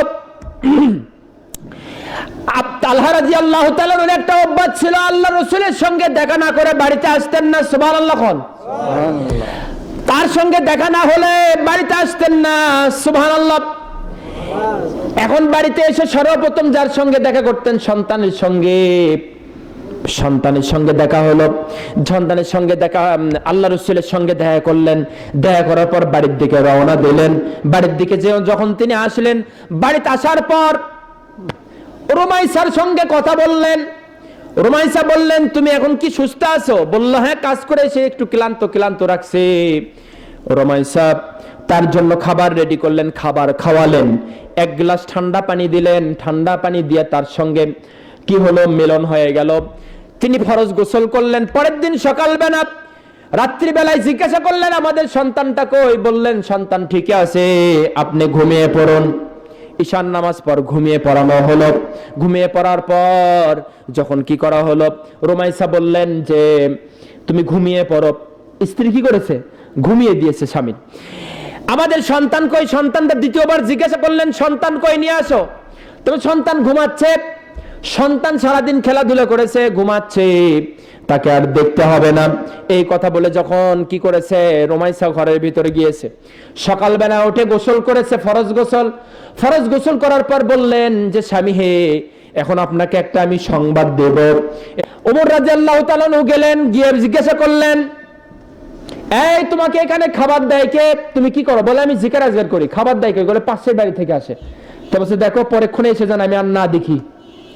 ওমর রাদিয়াল্লাহু তাআলা দ্বিতীয়বার আবার আসলেন। দ্বিতীয়বার এসে দেখলেন আবার লোকটা, একই লোক কি করতেছে, জিকির করতেছে। বলে, তোমাকে খাওয়ায় কে? তো বলছে, আমাদের খাদ্য পাশের বাড়ি থেকে আসে। এবার ওমর রাদিয়াল্লাহু তাআলা আনহু একটা চাবুক নিলেন। চাবুক নিয়ে বললেন, পিঠের ওপর কি করলেন, বাড়ি দিয়ে বললেন যে ওমর, পিঠের ওপর বাড়ি দিয়ে বললেন, তুমি মসজিদ থেকে বাড়াও, মাঠে যাও, কাজ করো, নিজের হাতে কামাই করো, করে খাও, এটাই হলো উত্তম। সুবহানাল্লাহ। ঠিক আছে না? আল কাসিবু হাবিবুল্লাহ। সুবহানাল্লাহ। আল কাসিবু হাবিবুল্লাহ, যে কামাই করে খায় সে হলো আল্লাহর বন্ধু। সুবহানাল্লাহ। যে কামাই করে খায় সে হলো আল্লাহর। এই জন্য আল্লাহর কাছে এই হাতের চাইতে এই হাত উত্তম। এই হাত মানে কি? সাওয়া। এই হাত মানে কি? সাওয়া। আর এই হাত মানে কি? দান করা। তাহলে উত্তম কোনটা? দান করা। এই হাতের চাইতে এই হাত উত্তম। আল্লাহ বললেন যে হাতের কামাই করে খাও, তাহলে তুমি কি পাবে? তোমার ওর ভিতর বরকত হবে। সুবহানাল্লাহ। বরকত হবে। এই জন্য হাত দিয়ে যেটা কামাই করা হয় হালাল পথে। কি পথে? হাত দিয়ে তো অনেক কামাই করা যায়। এই হাত দিয়েও কামাই করা যায়, এই হাত দিয়েও কামাই করা যায়। কামাইয়ের ভিতর সব কামাই করা যায়। কামাই দুই প্রকার। কয় প্রকার? একটা হালাল পথে আর একটা হলো হারাম পথে। হারাম পথে কামাই করলে তার জীবন শেষ। কথা বুঝতে পারছেন? এখন ঝন্টু কি করে? কামাই করে। ঝন্টু 4 কেজি চাল নিয়ে গেছে, তার মধ্যে পাথর দিয়া 6 কেজি হয়েছে। ঝন্টু খুবই খুশি। আমি উদাহরণ দিচ্ছি, এই নামে যদি কেউ থাকেন আমি রাগ করেন না। এখন ঝন্টু এই 4 কেজি চালের মধ্যে আর 2 কেজি কি করছে, মানে পাথরওয়ালা চাল বিক্রি করে ঝন্টু খুব খুশি, খুবই লাভ হয়েছে। ঝন্টু আবার এই চাল বিক্রি করে করছে কি, মাছ আলার দোকানে গেছে মাছ কিনতে। মাছ আলা ফরমালিন যুক্ত মাছ দিয়েছে, দিয়ে মাছ আলা 1 কেজি মাছ 1.5 কেজি হয়ে গেছে। কথা কি বুঝতে পারছেন বাবা? এখন এই ফরমালিন যুক্ত মাছ বিক্রি করে বল্টু খুব খুশি। কথা বুঝেন নাই? ঝন্টু কোন দোকানে গেল? মাছের দোকানে। এখন বল্টু মাছ বিক্রি, ফরমালিন যুক্ত মাছ বিক্রি করে খুব খুশি। খুশি হয়ে ওই আবার করছে কি, বাড়িতে নাই কি হলদি। এখন হ্যাঁ, পিন্টুর দোকানে গেছে। কি কিসের? হলদির দোকানে, হলদি কেনার জন্য। তাহলে কে গেল হলদির দোকানে? মাসালা। হ্যাঁ, মাসালা ফরমালিন যুক্ত মাসালা করছে কি, গেছে। এখন হলদি আলা করছে কি, হলদির মধ্যে কি মিশাইছে? কি মিশাই বাবা বলেন তো? গমের আটা মিশে, আরো কি কি জানি মিশে, আরো যে হলুদ মিশে। এই হলুদ 1 কেজির জায়গায় 1.5 কেজি হলুদ বিক্রি করে খুব লাভ হচ্ছে। পিন্টু খুব খুশি, খুশি হয়ে ওই রাস্তা ধরে যাচ্ছে। যেতে যেতেই এই টাকা নিয়ে যখন চলছে, যেতে যেতেই ধরছে ছিনতাইকারী। কথা কি বুঝতে পারছেন? ছিনতাইকারী ধরছে, ছিনতাইকারী ধরছে, বেটা তোর কাছে যা আছে তা দে, না দিলাই যে চাকু মারলাম। এখন পিন্টু করছে কি, যা কামাই করছিল হলদি বিক্রি করে সব দেওয়া লাগছে কার কাছে?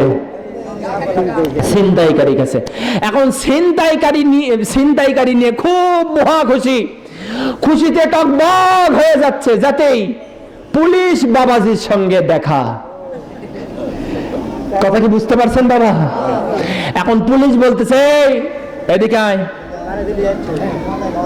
পুলিশ তো বাবা কি রকম জিনিস জানেন তো, বাঙালিরা এর চাইতে আর ভালো জিনিস নাই। এখন পুলিশ বলতেছে এদিকে আয়, তোর কাছে কি আছে দাও, না দিলে কিন্তু কি করব? 3টে কেস। কয়টা কেস হবে? 1টা 2টা না 3টা কেস হবে। কয়টা কেস? 3টা কেস হবে। এখন করছে কি, ছিনতাইকারী যা ছিল মাথা থেকে এনে পা পর্যন্ত সব খুলে টাকা পয়সা যা ছিল সব পুলিশক দিছে। এখন পুলিশ টাকা নিয়ে খুব খুশি, খুশি হয়ে বাড়িতে গেছে। বাড়িতে ছেলে করে নিশা। ছেলে করে কি? নিশা। প্রতি রাতে আসলেই বাবার থেকে 500, 1000, 2000, 3000 করে টাকা নিয়ে নিশা করতে হয়। এখন পুলিশ বলতেছে বাবা আজকে কোনো তুই টাকা নাই, আজকে তুই টাকা চাবি না।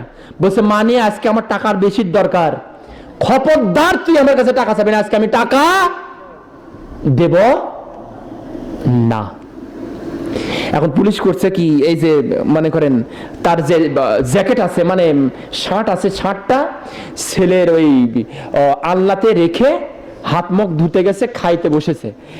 এরই মধ্যে করছে কি, পুলিশের সন্তান ছেলে করছে কি, বাবের পকেটে যা টাকা ছিল সবগুলো নিয়ে বিদেয়। বাবা আপনারাই বলেন তো, ওই যে বল্টুর থেকে শুরু হয়েছে পুলিশ পর্যন্ত, এই টাকাগুলো কি হালাল ছিল না হারাম ছিল? এর একটাও কি কাছে আছে কারো? কারো কাছে আছে বলেন? কারো কাছে নাই। তার দ্বারা প্রমাণিত হলো হালাল টাকার কি নাই, ক্ষয় নাই, হারাম টাকার কোনো জয়। জোরে বলেন, হারাম টাকার কোনো জয় নাই। এই হারাম টাকায় একদিন না একদিন আপনার কি করবে? যাবে। হালাল টাকার মধ্যে বরকত। কিভাবে বরকত হলো দেখেন। বরকত হলো সৌদি আরবে হজের সময় একটা ছেলে একটা হার কুড়ে পেয়েছে, সোনার হার। কিসের হার? সোনার হার কুড়ে পেয়েছে। কুড়ে পাওয়ার পরে এই ছেলেটাকে হার নিয়ে যখন ঘোরাঘুরি করছে, বলছে হারটা কার না কার, আমি কি করব? হারটা নিয়ে মসজিদে নববীর ভিতরে গেছে, ইমাম সাহেবকে বলেছে নামাজ শেষে এটা আপনি কি করবেন? ঘোষণা করবেন। এটা আপনি কি করবেন? ঘোষণা করবেন, যেন কেউ কার হার হয় সে নিয়ে যাবে। ছেলেটা দাঁড়িয়ে আছে, ইমাম সাহেব ঘোষণা করলো, সাথে সাথে হাজার হাজার লোক ফাঁক মানে সাইড দিয়া একটা লোক আসলো, এসে বলল এই হাতটা আমার, নিয়েই চলে গেল। ছেলেটা বলল, লক্ষ্য করে দেখলো লোকটা আমাকে একটা ধন্যবাদও দিল না, আমার জন্য দোয়াও করলো না, হাতটা নিয়েই দৌড় দিল। মানেটা কি? ছেলেটা মনক্ষুণ্ণ হলো। ছেলেটা ছিল একজন ব্যবসায়ী, ব্যবসায়ীর উদ্দেশ্যের জন্য হজ শেষে কি হলো কি, ছেলেটা হজের উদ্দেশ্যের জন্য হজ শেষ করার পর ব্যবসায়ীর উদ্দেশ্যের জন্য জাহাজে উঠল। অনেক লোক জাহাজে উঠেছে। জাহাজে যখন লোহিত সাগরের মধ্যে জাহাজটা চলে গেল, হঠাৎ করে ঝড় উঠে গেল, জাহাজটা ডুবে গেল। হাজার হাজার মানুষ জাহাজের মধ্যে পানির ভিতর ডুবে যখন মারা গেল। ছেলেটা বাঁচার জন্য কাকুতি মিনতি করতেছে, একটা কাঠ ধরলো, কাঠের উপর বসলো। কাঠের উপর বসার পর ছেলেটা যখন এই কাঠকে আশ্রয় নিয়ে যখন বলতে লাগলো, তখন বলল, আল্লাহ আমার জীবনে কোনো আমল নাই, আমার যদি কোনো আমল তুমি কবুল করে থাকো, মেহেরবানি করে ওই আমলের উসিলায় আমাকে এই বিপদ থেকে রক্ষা করো, বলে আল্লাহুম্মা আমিন। ছেলেটা এরকম করতে করতে করতে করতে করতে বিশাল এক দ্বীপের সঙ্গে তার এই কাঠটা গিয়ে ঠেকে গেল। দ্বীপের ভিতর তিনি উঠলেন, উঠে দেখলেন সেখানে অসংখ্য মানুষ বসবাস করে, একজন মুসলমান হয়ে অসংখ্য মানুষ বসবাস করে, কিন্তু তার ভিতর কোনো মসজিদ নাই, কোনো মাদ্রাসা নাই, কোনো থাকার মতন কোনো আশ্রয় নাই। তিনি একজন মানুষকে বললেন যে এখানে কি কোনো মুসলমান থাকে? বললে হ্যাঁ বাবা, এখানে সবাই মুসলমান। তো মুসলমান থাকে, এখানে তো কোনো মসজিদ নাই। ছেলেটা মনে মনে ভাবলো মসজিদে যদি আশ্রয় নিই তাহলে আশ্রয় পাবো, কিন্তু সে মসজিদ তো ঘুরে পায় না। বলছে বাবা এখানে আগে মসজিদ ছিল, মসজিদটা প্রচন্ড আকারের ঝড় এসে মসজিদটা কি হয়েছে, ধ্বংস হয়ে গেছে, পরে আর মসজিদটা বানানো হয় নাই। তুমি কি করো এখানে একটা, তুমি কি মুসলমান, তুমি কি আরবি জানো, তুমি কি আজান দিতে পারো, তুমি কি নামাজ পড়াতে পারো? ছেলেটা বলো হ্যাঁ আমি নামাজ পড়াতে পারি, আমি কি করতে পারি, আজান দিতে পারি। আপনারা যদি একটা মসজিদ তৈরি করে দেন তাহলে আমি কি করব, আজান দেব, এখানে মানুষকে কোরআন শরীফ শিখাবো। লোকজন মুরব্বীরা মনে করলো কথাটা বলো ঠিক, এটাই সুযোগ, এই মুহূর্তে তাকে একটা মসজিদ তৈরি করে দিতে হবে। মুরব্বীরা সবাই মিলে একটা ছোট্ট মসজিদ তৈরি করে দেওয়া হলো। মসজিদের ভিতর তাকে আশ্রয় দেওয়া হলো, বাবা তোমরা এখানে থাকবা। এবার ছেলেকে জিজ্ঞাসা করলো তোমার পরিচয় কি? বললো আমার পরিচয় মক্কায় আমার বাড়ি, আমি ব্যবসায়ের উদ্দেশ্যে আমি যখন আসছিলাম। ঘটনা খুলে খুলে যখন বললো, লোকজন জিজ্ঞাসা করলো তুমি এখানেই থাকবা, তোমার আর কোথাও যেতে হবে না, এখানেই তুমি থাকবা। লোকটা থাকলো। ছেলেটা এবার আজান দেয়, নামাজ পড়ে, কোরআন শরীফ তেলাওয়াত করে, করতে করতে ছেলেটার বয়স হয়ে যায়। এবার মুরব্বীরা বলল বাবা তোমার তো বিবাহর দরকার, বয়স হয়ে গেছে। লোকজন এভাবে যখন মুরব্বীরা বলল, তখন ছেলেটা বলল আমার তো বাবা মা কেউ নাই, আমি তো এখানে আশ্রয় নিয়েছি। এখন যদি আপনি কি করতে পারেন, আপনারা যদি আমাকে কি করেন, আমাকে যদি বিবাহ করেন তাহলে তাদের ভরণ পোষণ এবং তার জন্য যে ঘর এটা আপনাদের দেখতে হবে, যেহেতু আমার বাবা মা নাই। মুরব্বী বলল তাহলে আমরা সব রেডি করব, তোমার কোনো চিন্তা নাই। বললো বাবা পাশের যে বাড়িটা দেখতেছো এই বাড়িতে একটা মহিলা থাকে, মেয়ে থাকে, এই মেয়েকে তোমার বিবাহ করতে হবে। ছেলে বলল মুরব্বী আপনারা যা বলবেন তাই করব, আপনারা আমার সব। এবার কি করলো মুরব্বীরা, বিবাহ অনুষ্ঠান তৈরি করে ফেলে দিল। অনুষ্ঠানের জন্য কি করা হলো, সব রেডি হয়ে গেল। রেডি যখন হয়ে গেল, যখন কি করা হয়ে গেল, ছেলেকে সঙ্গে করে নিয়ে, ছেলেকে সঙ্গে করে বাড়ির ভিতর ঢুকলো। বাড়ির ভিতর ঢুকে যখন সাক্ষী প্রমাণ দিয়া যখন কি হলো, বিবাহ হয়ে গেল। তখন বিবাহ হয়ে যাওয়ার পর ছেলেটা যখন বাসর ঘরের ভিতর ঢুকে পড়েছে, বাসর ঘরের ভিতরে ঢুকে মহিলার মেয়ে তার স্ত্রীর দিকে লক্ষ্য করে দেখে তার স্ত্রীর ঘাড়ে একটা, গলায় একটা হার, তার স্ত্রীর গলায় কি হার। হার দেখে স্ত্রী বলল, এবার ছেলে হারটা দেখেই চিনে ফেলেছে, এই হার তো সেই হার যে হার আমি মক্কায় হজের সময় কুড়ে পেয়েছিলাম। সুবহানাল্লাহ। এবার আশ্চর্য হয়ে গেল, বাকরুদ্ধ হয়ে গেল। বাকরুদ্ধ যখন হয়ে গেল তখন জিজ্ঞাসা করলো যে বাবা তুমি, বলছে এ মিয়া ও আমার স্ত্রী এই হারটা তুমি কোথায় পেয়েছো? বলতেছে আব্বা আমাকে হার দিয়েছিল, আব্বা আমাকে নিয়ে হজের সময় হজ করতে গিয়েছিল, হজ করার সময় হাতটা আমার গলার থেকে হারিয়ে যায়।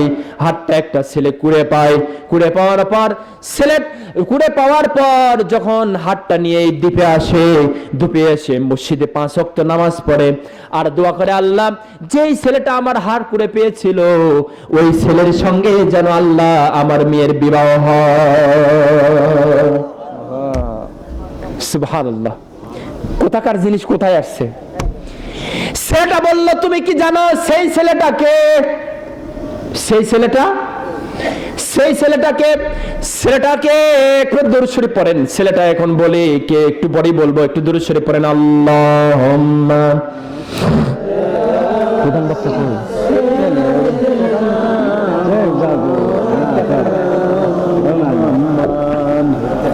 ওয়া আলা আলি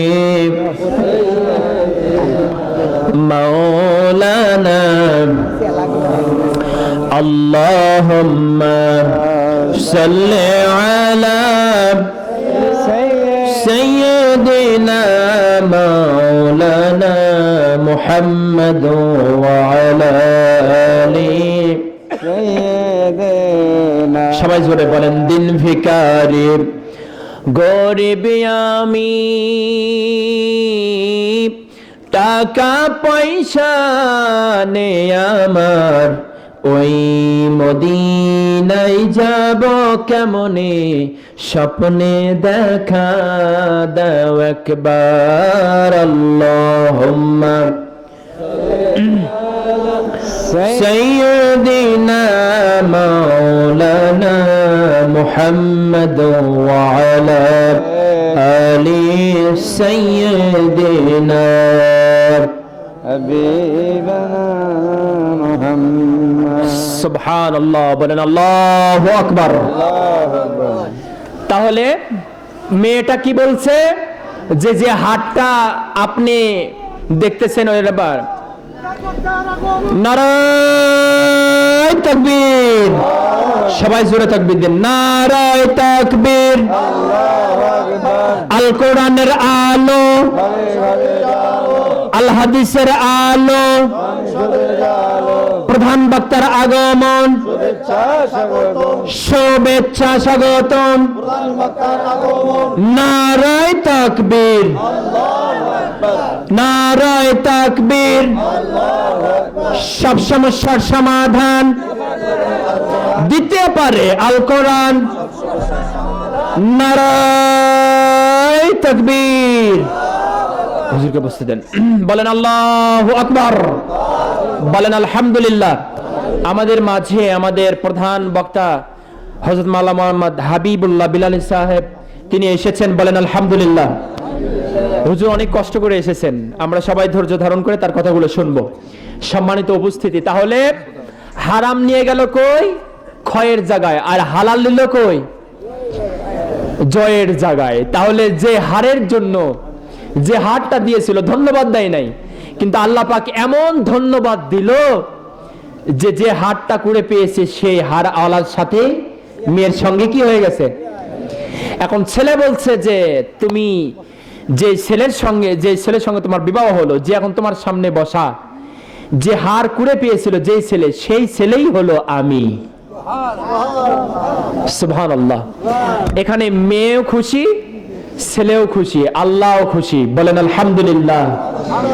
এইভাবেই হালাল মানুষকে কি করে? জয়যুক্ত করে, বলেন সুবহানাল্লাহ। আর হারাম মানুষকে ধ্বংস করে দেয়। সম্মানিত উপস্থিতি, আমাদের সবসময় হালাল পথে চলতে হবে। কোন পথে চলতে হবে? হালাল পথে। আল্লাহ তাআলা যেন আমাদেরকে হালাল পথে চলার তৌফিক দান করে, বলে আল্লাহুম্মা আমিন। সবসময় দূরে থাকতে হবে কোন থেকে? হারাম থেকে। বামপন্থা থেকে দূরে থাকতে হবে, সবসময় ডান পন্থায় চলতে হবে। আল্লাহ তাআলা আমাদেরকে হালাল পথে চলার তৌফিক দিক, হারাম থেকে বেঁচে থাকার তৌফিক দান করুক, বলে আল্লাহুম্মা আমিন।